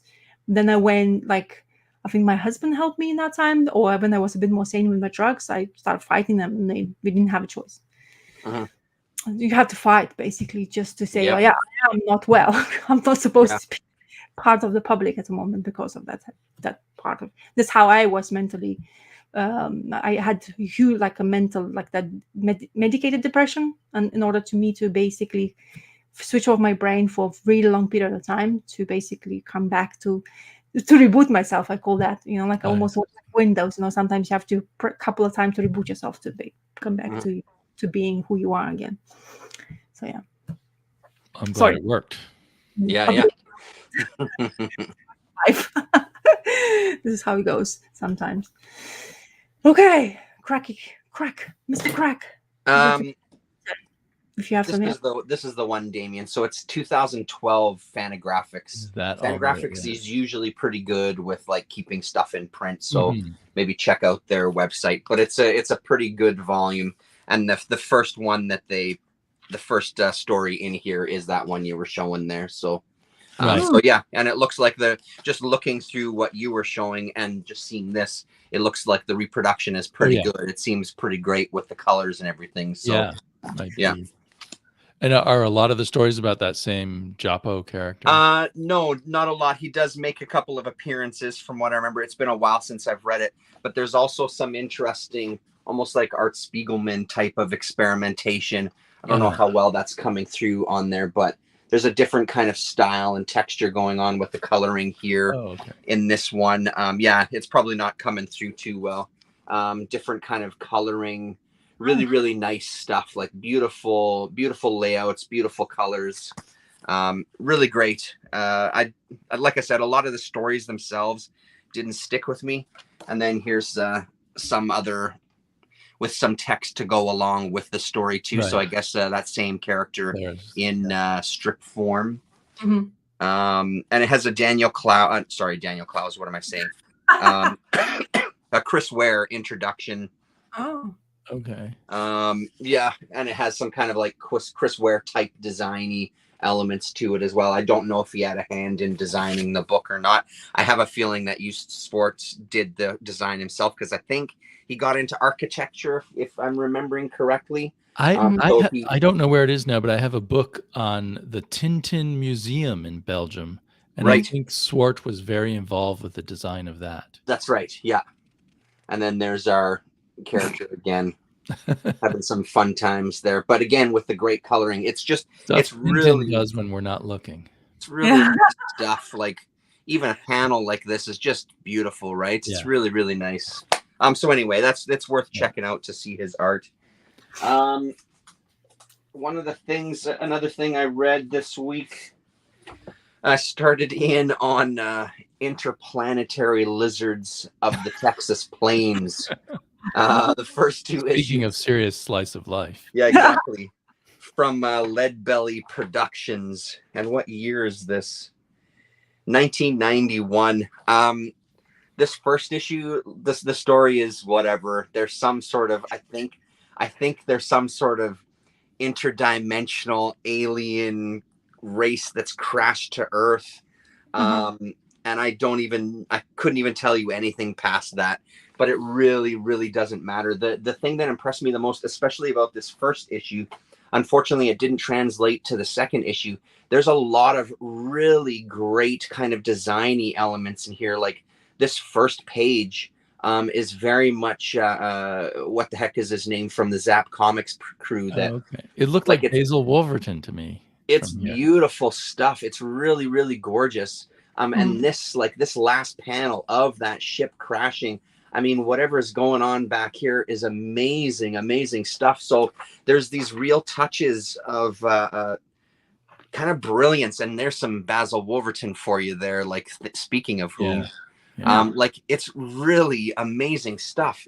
And it's this kind of there's a lot of I recognize a lot of underground artists in this work. There's a lot of those guys. Rick Griffin, I think, is the name I was trying to think of. Yeah, I see what you mean too. Yeah. But there's some really, and there's Charles Dallas is another underground comics guy that I really love. There's shades of him in this as well. Stuff like this too, like that weird perspective. It just doesn't quite work, but it does work, and because it doesn't quite, it gives this extra layer. And then it's mixed with some of these lizards that it just they really seem kind of really shoehorned in, and all of a sudden, like especially with the main characters, that art just isn't there for our main characters in the story. Unfortunately, when I got to the second issue, there's a lot less of the stuff that I was loving in this first one. So I mean, it concerns me a little bit going forward. It eventually did get made into a video game in kind of a couple of years after this, so I guess this made a blip on the radar to some degree when it came out. But I mean, this black and white stuff is always just so much fun to just kind of flip through. And like I said, there's sort of a story here. But from what you've shown, it feels to me like at times like an underground comic, and at other times like one of those amateur strip zines that I used to get as a kid. Yeah. You know, made by people who hope to eventually become pros or something. Yeah, totally. Like, look at these creatures, and some of the creature designs are really great. I mean, that underground dweller there is very, very unique looking, right? So, yeah, it was a lot of fun to go through this. I'll show you a couple of pages from the second issue. A great, I mean, you know, that's for sure like a Frazetta kind of homage there, right? So, 50 layer. Yeah, it's beautiful stuff. Oh, yeah. And then inside, I mean, it's not horrible inside. It didn't like change dramatically, but there's just not as many of those kind of moments within this next one. And it's funny, then you see kind of like a lizard in the world, and that looks kind of very realistic. I'm assuming a lot of reference or maybe even projected and traced. But then our main kind of characters, they're just kind of, I mean, I can understand you don't want to draw that level of detail maybe every single time you're drawing the main characters. I get that, but there's got to be somewhere in between there. Yeah. But there's still a couple of good panels. I love this here. The lettering on that is a pretty nice one. So it's a fun enough read. It's maybe reading one issue every kind of, you know, once a week maybe, or every 4 days. And really, like you were saying earlier, Rasa, with reading some of this stuff late at night where you start to not pay attention, this is the perfect book to be reading in those moments, because you don't need to be paying attention. You can just flip through it and so fun enough. I wouldn't race out to find it unless some of that art there really intrigued you. I would say so far, if you see the first issue, I'd say go for it, because that one is so far the most fun. There's another, what do I have? Another 3 or 4 of them. I think, yeah, it looks like another 3 of them. So Oh, good luck. they're here in Could be better. standing by, getting ready to be read eventually. Mm-hmm. No. What was the era on that one? Was that the 1980s? mid 80s? 1991 for that 91. one. Okay. Yeah. Which was a surprise, because it really feels kind of mid 80s, 86, Yeah, 87. Black and white revolution or whatever. Exactly, yeah. Black and white explosion. A glut of stuff, yeah. Thanks to the turtles. Yeah, exactly. Mm-hmm. Cool. Yep, there you go. Damien, you? My turn? Okay. I'm going to share a different screen. Screen So I've been craving more Barry Smith. Exo Manowar. Oh, hey, yeah. Sorry, I got something on my computer's distracting me. Excuse me. Okay, now I can pay attention. So I don't think this cover's by Barry Smith, but Exo Man of War #1 was drawn by Barry Smith, inked by Bob Layton. Oh, yeah. And written by Steve Englehart and Jim Shooter together. Oh, wow. And it's very interesting. But I don't know if you guys have heard about, like, Jim Shooter had these theories about art, which should be lots of small panels and not trying to, like, show off artistically, but keep it simple. And I feel like they were reining Barry Smith in to do that kind of artwork. Oh, no.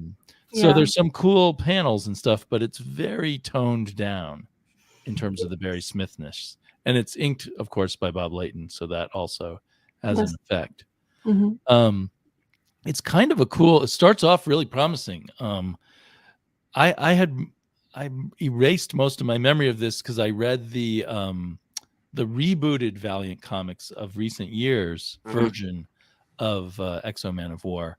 But in this, the character is much more primitive and much less understanding of what's going on around him. And so he just talks about the spider aliens as being hard skins, because you can't just stab them and gut them or whatever. And so the whole book is all the captions are his internal monologue and his understanding of it. Like, he doesn't even understand that he's in our modern times now. The idea is that because of space travel and the time changes that has, when he comes back to Earth, he's in modern times, even though he's a Visigoth from the Roman times when he was kidnapped by the aliens. But he's searching for a wizard. Eventually he meets this gay fellow, I forget what, and he thinks the gay guy's a wizard who will help him out. I'm trying to, there he is. His name is Ken. Eventually we find out that Ken is, although attracted. So also there's this whole gay subtext, which is interesting. I didn't remember that from my early 90s reading of this. But the gay fellow's attracted to him, but he's also been sent by the aliens, the spider aliens, to bring him into a trap.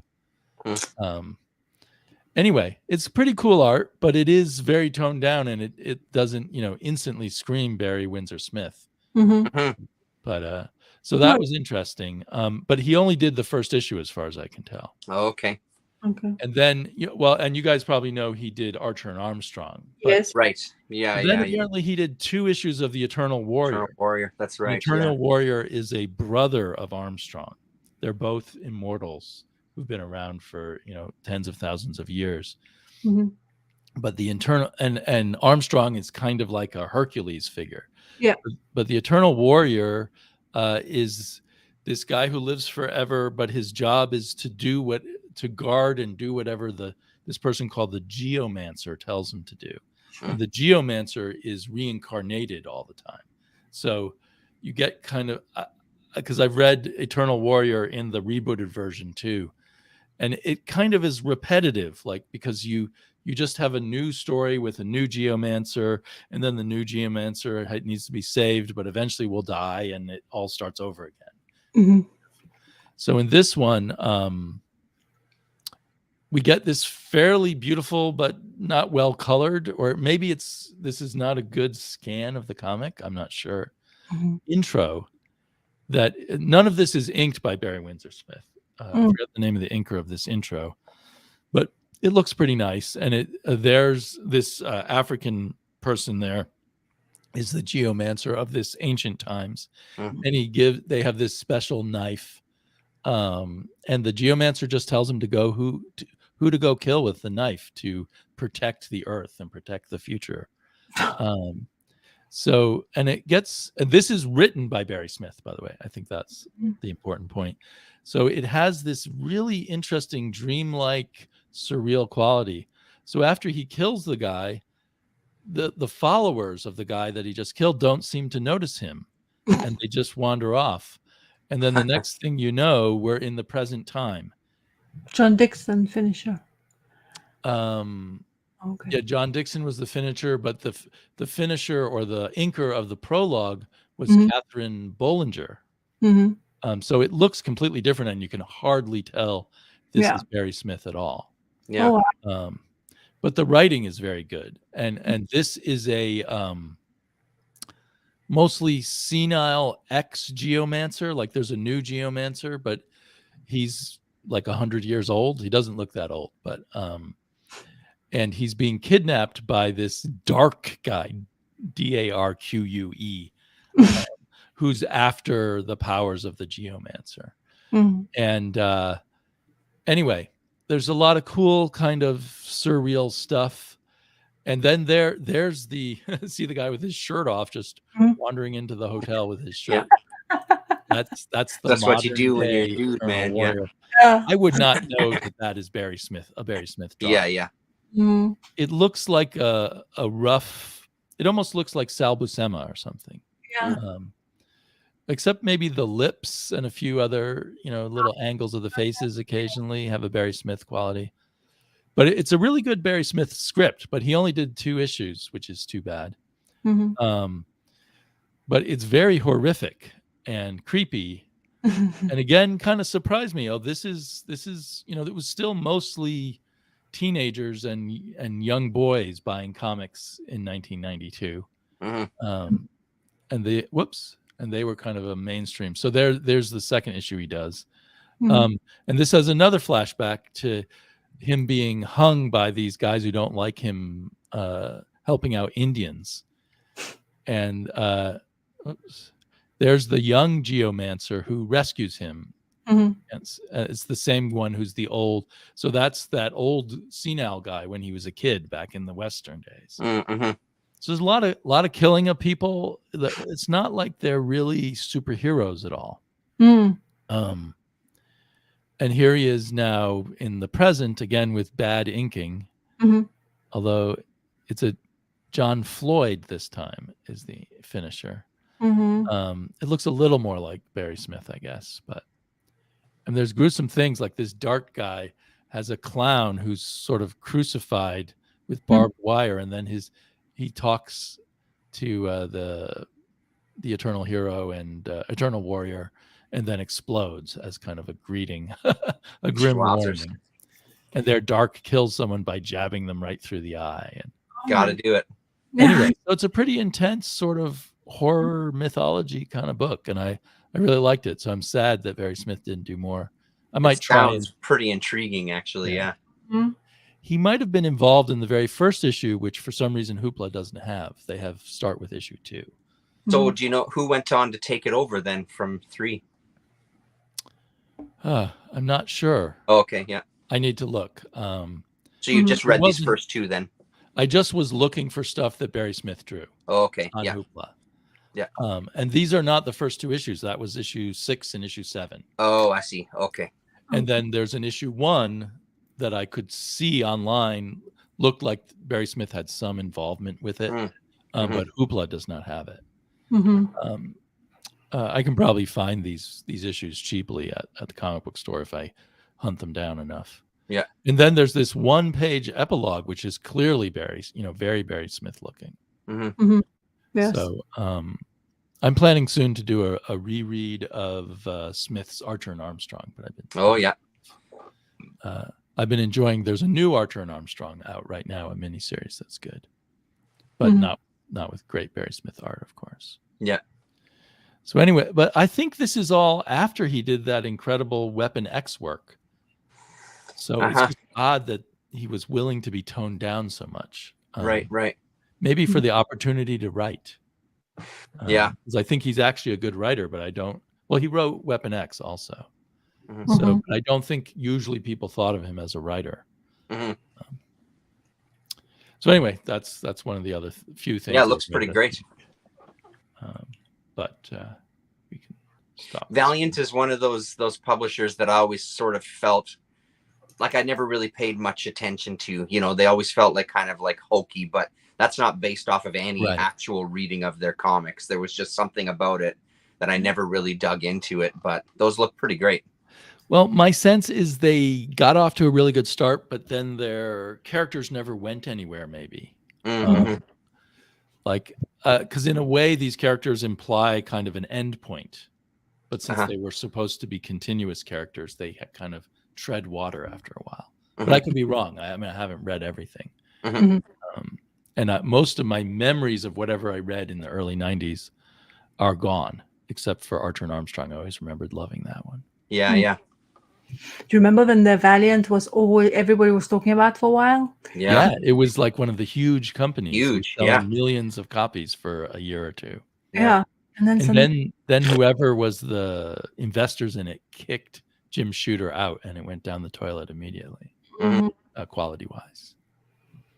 Interesting, isn't it? How it goes. Yeah. But they had Steve Ditko and Bob Layton and Barry Smith and a few other people. I think there's early work by Lapham, Dave Lapham, Stray Bullet. David Lapham in there. Yeah, I think he did one of those series. Mhm. So it's worth dipping into here and there, I think. I always kind of wanted to. I always look for the 50p bins just because I remember, because like when you start researching your artists you like Barry Windsor, I remember now recalling that I was looking for in the bins for that kind of stuff, like he's like worked with other companies.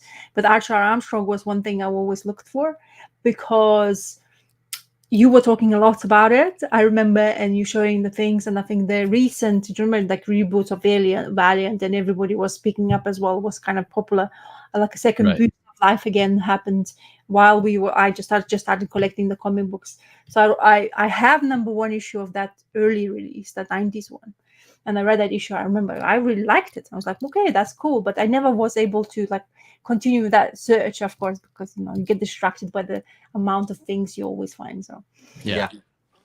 Well, and there was so much Valiant in the 50p or 50-cent boxes back then. I felt like I could always pick them up someday. Now there's a lot less. I don't know what happened to them. I think for a brief while when Valiant rebooted, maybe people wanted to collect them, but I don't think anyone cares anymore either. Valiant also was bought up by some Chinese company and kind of went down the toilet. This newer Valiant. And the people who rebooted Valiant got a lot of money from the Chinese investors who bought them and started Bad Idea. Oh, I see. Hey, yeah. So they have FU money from their Valiant sale. Right. This is what's going on with Bad Idea. That's how life goes, eh? Yeah. Shit, yeah. The circle of life, yes. Yes. So this time, Humanoids, Bramble. Oh. It's by let me see if I can say the name. Like this is just the last name. So J.D. Morvan and Nesmo is the artist, and translator is Lindsay Marie King. So it's originally published 2014, but this published 2019. There's 2 volumes. This is the volume 1. Didn't realize it. Of course, doesn't really state that on the cover, of course, but doesn't matter. So it's a ecological detective story told at the backdrop of fantasy and the science fiction. with steampunk elements, of course. So what this was drew me like a lot. This is the first page with the information, which is a really great panel. That's great. Yeah, but the perspective lines and the panels and the camera shots, this comic stood out for sure, because this artist was not afraid to use any sort of angles I could think Yeah. of, and it just drew me in more and more into the storyline. And I think that's another part of comic books. Sometimes you realize I always been drawn to art, and this is the one which probably art that drove me forward to know exactly what will happen next, because every page I was turning, I just got more interested in inside. It really helps the coloring. It stands out in the very bright moments where there opens light, where it's dark scenes when it comes into like the forest wooded area. And Yeah. as I say, you just need to the pay attention to his like camera angles he's choosing all the time to show. It's always a different one. It's never, like you see kind of like the people tend to use the safe space. They always tend to use whatever they can portray it well. But this guy is just not shy away from all sort of perspective lines and stuff like that, and it also looks great. So the story starts with this guy who's in the forest, and I kind of got confused a little bit because I wasn't really sure, because the way the story it starts. So it's kind of like a couple of known bubble speech pages. So what you see is this guy is having is walking to the city, okay, and in order to go to city, because apparently which you find out a bit later in the storyline, that it's a two gods created this realm, brothers, twins. Of course, one is a good guy and one's the bad guy. And in a way, this guy who's going walking to the city is one of the disciples of a good guy, because whoever lives in the city, they get corrupted by like all your things, whatever you do day to life, like having sex or eating or having like wealth and stuff like that. And of course it's the detective story, which is already ticked my fancy because I am a big sucker for detective storylines. So we start following this detective guy, and how we came upon it, because this giant kind of childlike person who's doing this of one of the disciple works, he's going through his world, but he starts killing people, and the way he does it, it's like it's not shying away from murder scenes. So this is how the old lady who's trying to help him to go to this destination dies, because you see, while he's doing his job, he sees or perceives other living beings as good or evil.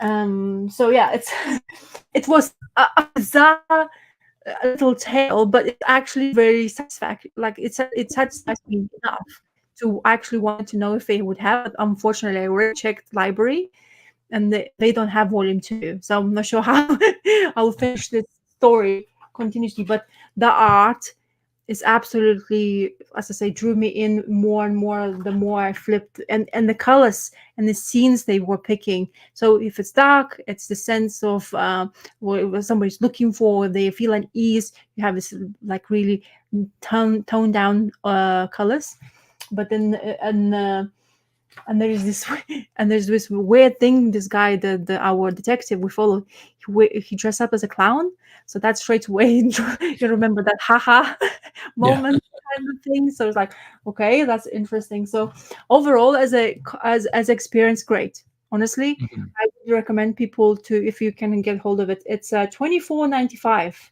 I feel sucked in just looking at the art on the screen here. Yeah, so as I say, it's absolutely fantastic book to just observe the person's ability to draw, because as I say, he's not shying away.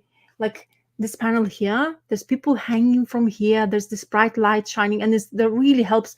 I don't know if it says, I think he does it everything, because I don't think I saw him showing. Yeah, it doesn't say the colors, so I guess the artist does it all himself. But it's the expressions in the faces, the sheer brutality, how he like the scenes of the fighting and the motions, just like it looks so flawless sometimes to look at. Mhm. And then he falls down from this high building, and you can see the moments, and you have to just follow it, and it just goes through beautifully. So I guess the Humanoids does translate. So it's French edition, I think, as far as I recall. But honestly, fantastic. So, and this notion of those two brothers, this mythical part of the like tree creatures of the good guy, they wearing these horns. That's why you have this like crown. Mhm. That's how they actually appear. Not really appear, but that's how they see the good people, like this, like like the horns and all that stuff. So it's interesting, as it's like a bizarre little tale. Mm. And the detective goes through the like, so he has really horrible marriage life. His wife goes have sex with anybody and everybody. Okay. She doesn't respect him whatsoever. They have a child, but the child is the boy is like kind of have, he's like he used to be this guy who basically wanted to please everybody. So he wanted to please his wife. He was trying to basically make it work, even though literally she goes he wants to go home. Yeah, he opens the door and she's like, no, you can't come because I'm somebody else. Come back 2 hours or 3 hours later. And he's like, what? I mean, how do you? And he almost to the point where, like, this is the scene where she's basically having conversation, and there's this guy basically in there telling him, oh, let him hurry up because we haven't finished yet what we were doing before. So this detective basically goes through a lot of shit, and apparently he's one of those disciple good guys, and in order for him to become one, he goes through this is it this one, or it's already been, sorry, I need to look for the panels where he went through this transformation. Oh, of course I'm not gonna find it.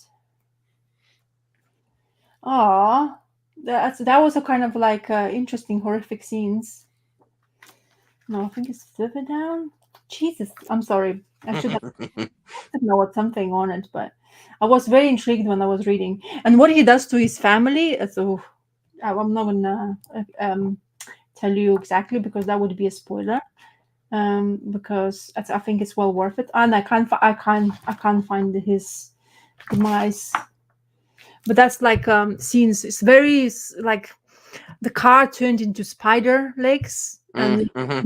imagination is fully blown into all sorts of proportions and used from all sorts of imagination Wow. inspirations and stuff.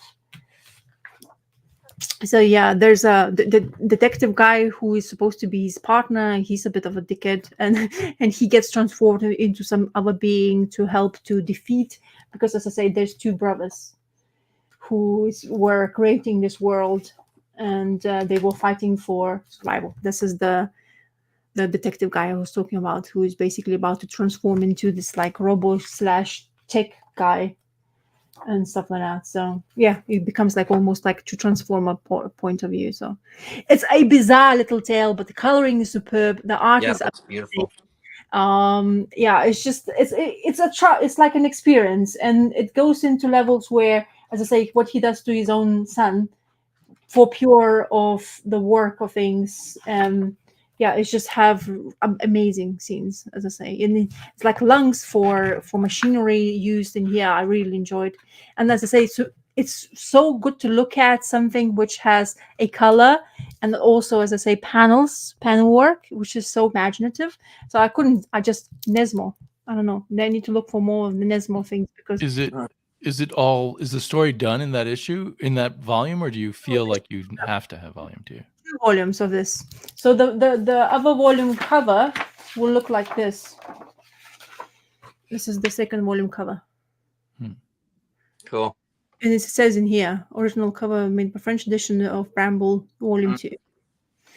So, and they looked online. I think you can get them.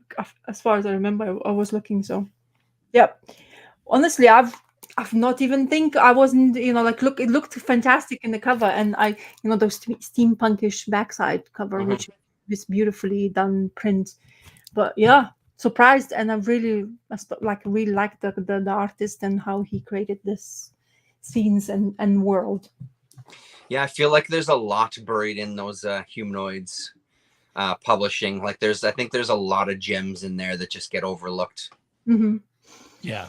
Especially I mean, the artists I've never like, heard of, and suddenly I like it's just the way they produce every panel.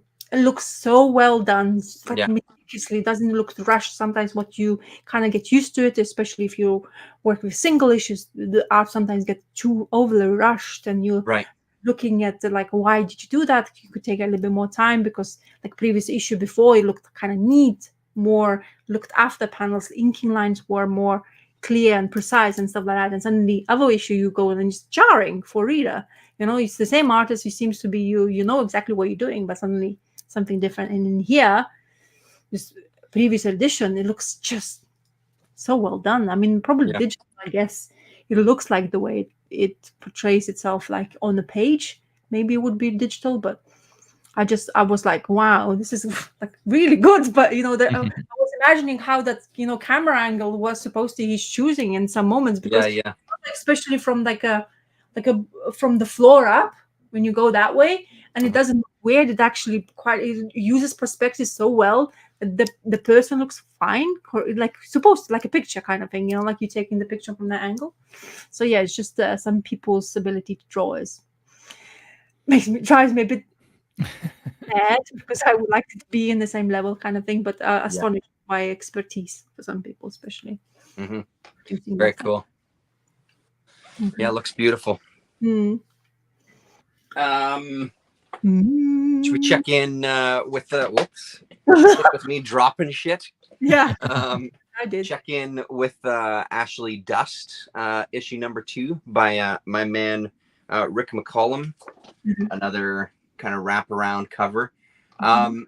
I love this series so much. It's one I'm gonna have to reread once I finally get all the issues, which I don't know how long it's gonna take me to find issue 3. Mhm. But I don't think it's gonna be easy because I have 1, 2, and 4. I love the world. I love his layouts in here. I love his storytelling. So we kind of have Ashley Dust and her kind of it's a robot, like a clone of somebody who was important to her when she was born. I feel like it was like a servant of the house that's kind of grown with her, and you only start to discover as the story unfolds what he actually is.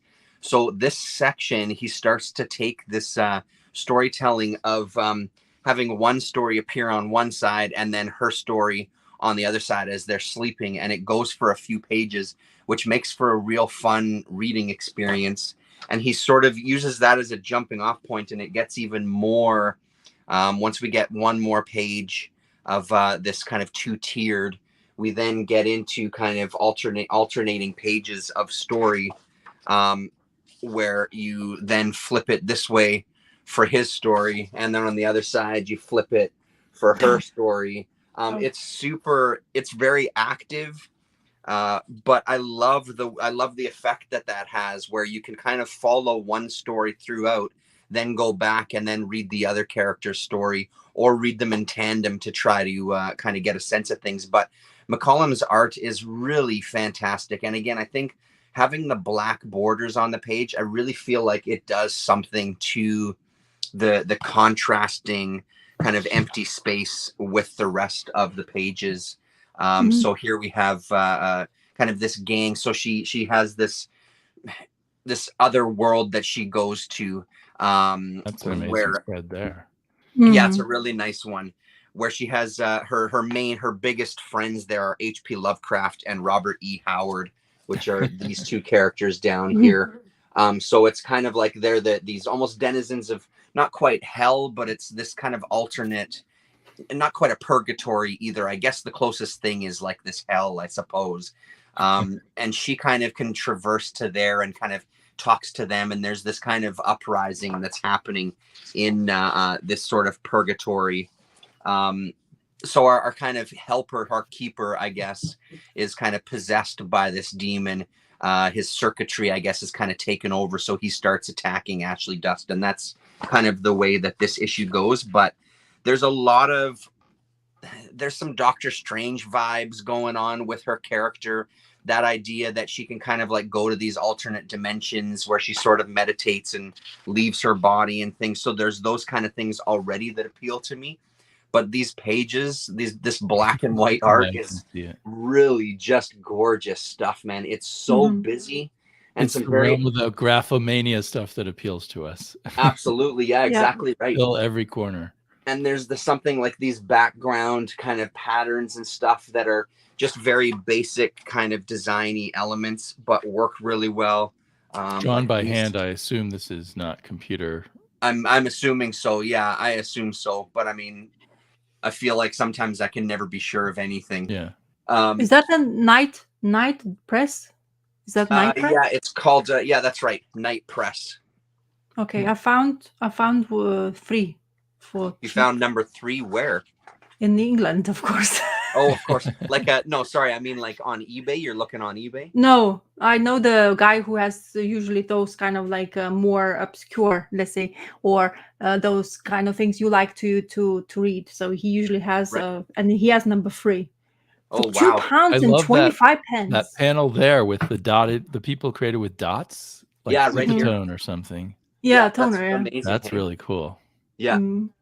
So he really takes these chances with the book, and man, like, yeah, I've got I did a second order to my comic shop, and one of the things I got was another book that he did art in. I can't remember the name of it off the top of my head, but and then we have here our kind of, wow, you know, it's just stunning stuff, and the writing is pretty damn good too. Like it's not like it's a slog to get through. It's pretty dense, and there's stuff that I feel like I have to pay a little more attention to, but it's still a pretty okay story. Like, it's still a pleasing story, right? I mean, it's not, again, it's one of those, like, we're not breaking any new territory with stuff, but it's just so beautifully illustrated. I'm all about McCollum, man. He's a hell of a guy. He did the turtle stuff we've looked at before. There's the Tundra sketchbook series. He has an issue there as well too. And then of course the good old letters pages as well at the back. But is he still active? That's a good question. That I don't know. I'm not sure if what he's doing these days. And then there was a T-shirt that you could buy, which, you know, I'm seeing a lot of T-shirts in these old comics, and I want every single one of them, but I desperately want an Ashley Dust T-shirt. So, and then there was a print that you could buy as well too.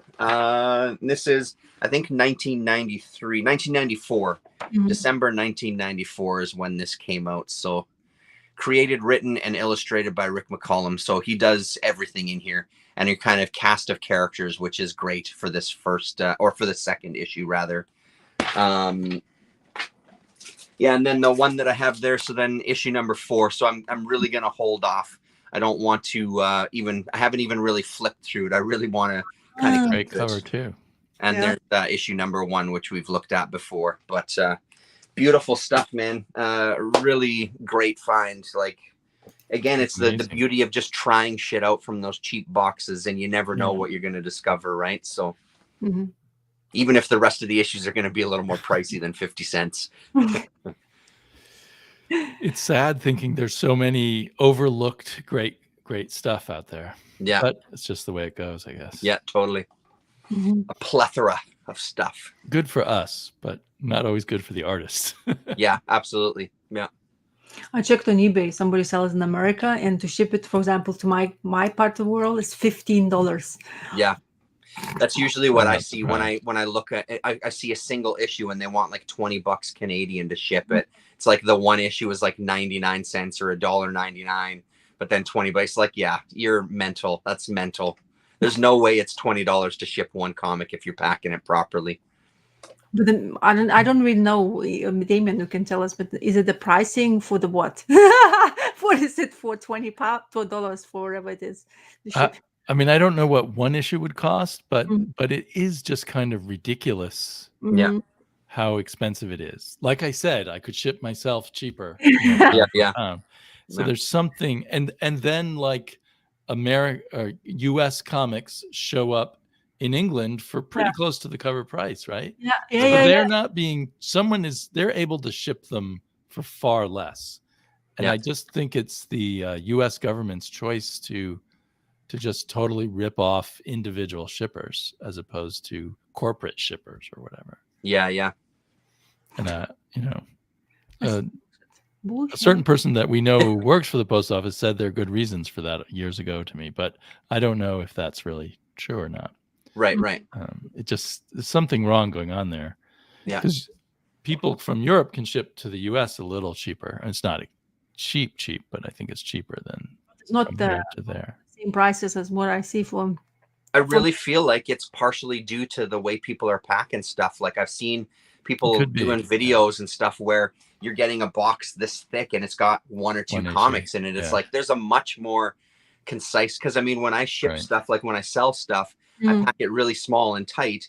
And I've been able to send some comics even to the States through letter mail just because of the way that I've packaged them. Still perfectly fine. Like they get there in pristine shape and everything. But I really feel like people have this, they're using these boxes that are way too big, filled with way too much stuffing. And that jumps you to another level due to just the size of the packaging, right? That's true. Because if the box is wider, they also charge you more. That's right. Yeah. That kind of thing. It's the same thing in here. So when I sell something, it's like, oh, just make sure that it does fit through the letterbox. And if it does, your then price you're good.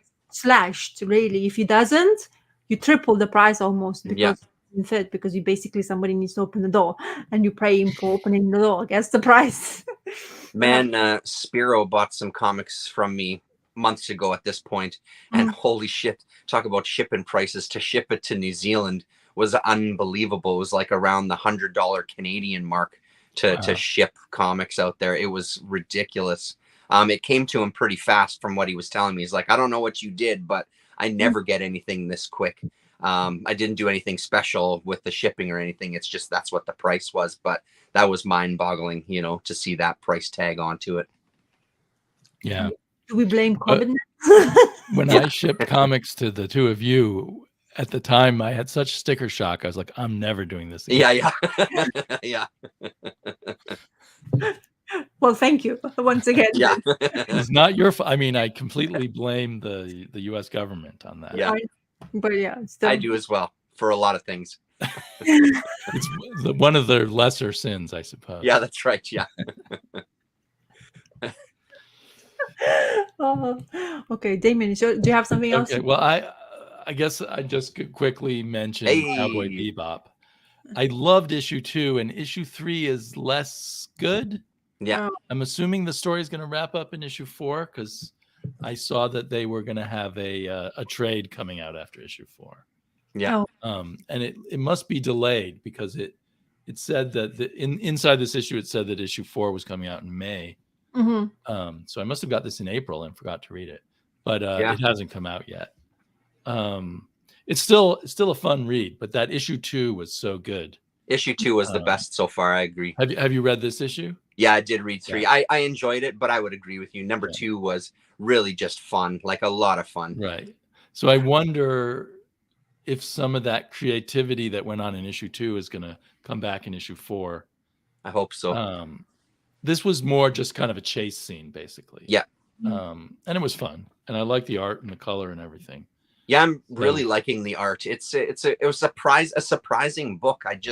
I didn't think it was going to be as good as it actually is. I mean, I was going to buy it regardless, but it's a nice surprise. With the first issue, I was just curious, and I liked the art, and then I grabbed issue 2, and I really liked that. Yeah. I have a feeling after issue 4, it'll be gone. Just because the show is gone. Yeah. Can you remind me again, Dan Waters, what he had done before that? Because the name is just bugging. I know him. He did this Vertigo book that was really good. Which one was it? The Magic book? It was Sandman related, but it was the Lucifer book. The recent Lucifer book. And that was incredible. Okay, that's and then he did a series for Image that was just too gruesome for me, so I dropped it. But it was well done. I just can't remember the name of it. And then he's doing a little bit of work here and there for DC that I haven't read yet. There's some book about the streets of Gotham or something that's kind of a horror comic also that I bought some of the issues, but I haven't read them yet. Yeah, so it makes me sad. I would like this just to continue, but I just assume since the show flopped that it won't. Right. Mhm. It was a nice, like Terrence had said, it was a nice surprise. So I know, Terrence, you originally watched that, yes, an animated one, yes? Is The that animated, I love the animated. I watched the live action. I haven't gone back to it. I really didn't like it at all. I don't feel it translates to live action because the anime is one of my all-time favorites for so many reasons. The music is incredible, the stories, and that's the thing I think this book does well is in the anime, each episode sort of has this own kind of like theme. One is like heavy metal queen, then there's like this kind of like spy one, then there's kind of like a, you know, a love story one. And I think the comic is trying to pick up on some of those anime themes where it's kind of centered around a sort of something with each issue, right? The anime is if you haven't seen it, it's well worth watching. Mm-hmm. Yeah, and I think Dan Waters wisely incorporates some of the vibe, but just gets creative with it and doesn't try to slavishly just repeat some episode. Yeah. And I presume is not repeating what's going on in the show. I heard such bad things about the live action show. I decided I don't even want to soil my love for Cowboy Bebop. It's really just really bad. Yeah, it just really didn't work for me anyway. It just didn't work. No, I tried to watch it and I was like, oh, no, it doesn't make sense. It doesn't make sense. What is going on there? It's just like lost straight away. Yeah. I have heard a bunch of Usagi, but I don't really I mean, I just keep loving it. You know, there's not a lot to say after a while. Yeah. It's so good. I dropped something, but anyway, it doesn't matter.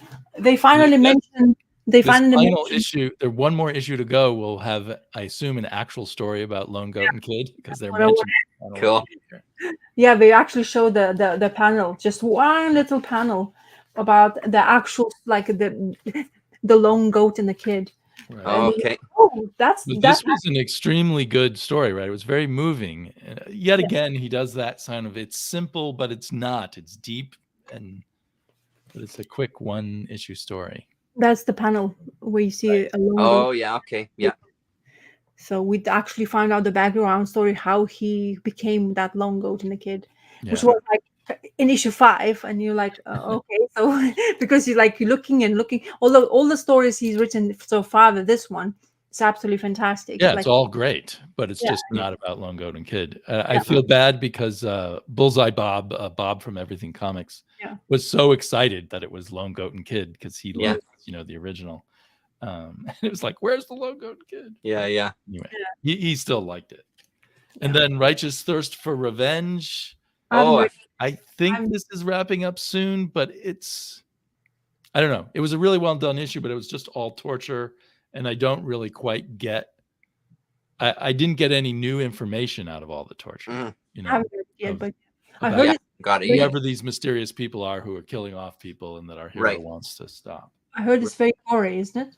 Very, very gory. Yeah. I would brace yourself before reading that issue. How Daylight? Don't read it just before going to bed, I would say. Right. Daylight is the timeline that's going to be put for that book. And one of the victims is a child, so that I think was even harder to take. Oh, okay. Crazy. Yeah, it's hard. Did you get to that issue yet, Terrence? I haven't picked it up yet. I haven't been to that shop yet. Yeah, I didn't. You could almost skip this issue and just keep reading. We'll see if I'm right. Right. Yeah, no, that's not going to happen. I got to get it. I start reading this Lupus, which I was supposed to, and it's very good. It's I'll show you. It's a huge comparing to the comic, or album format kind of size of the thing. And the story was of those two best friends traveling in space and basically reminiscing of good old times in the way, and then just having good time by all like reestablishing their relationship, but their murder occurs, and it's all because of the girl, kind of in the way. And I didn't continue because I wanted to concentrate, because there's quite a few details. He's going through the Lupus guy whose name is Lupus is basically continuously trying to go along with this girl. They basically kind of took her as a part of the journey. This is her, but her background is that she's from this mining planet with daddy who doesn't like her escaping, and because of her, his best friend dies. but the stories continues afterwards, and I was like, okay, that's like really quickly you kill the like almost one of the main characters. So this is my bookmark, which is about what it's 300 something pages, and I'm on 140, so it's quite an extensive read, even though it's not very, but it's what it celebrates a lot is the scenes of black and white, but I really like because it's space, and it's like very you would say simplistic art, but it has lots of movements in it, and there's lots of like feels to it. So I just wanted to get more attention to it, but because 340 pages to read is not something you like. I breeze through a couple of pages and then leave it alone and then go back again. It's not like you can, like, it's not your atypical graphic novel, like. And I realize sometimes if I over rush it, I won't kind of get the story points and lines. And because of this friend who got murdered, I was like, okay, I have to just like kind of digest it, because there's this great scene before he gets murdered where they go fishing, like fishing in space, and they get into this lake, and they use the ship to fish for monster. And there's beautiful scenes, which I of course won't find it for you because I know I didn't bookmark it, but it just has this interesting take where your two best friends goes on this journey to have fun, and meets the girl in the middle of nowhere, and bad things happens to them. Where is this fishing thing? Come on, you can do it. There you go.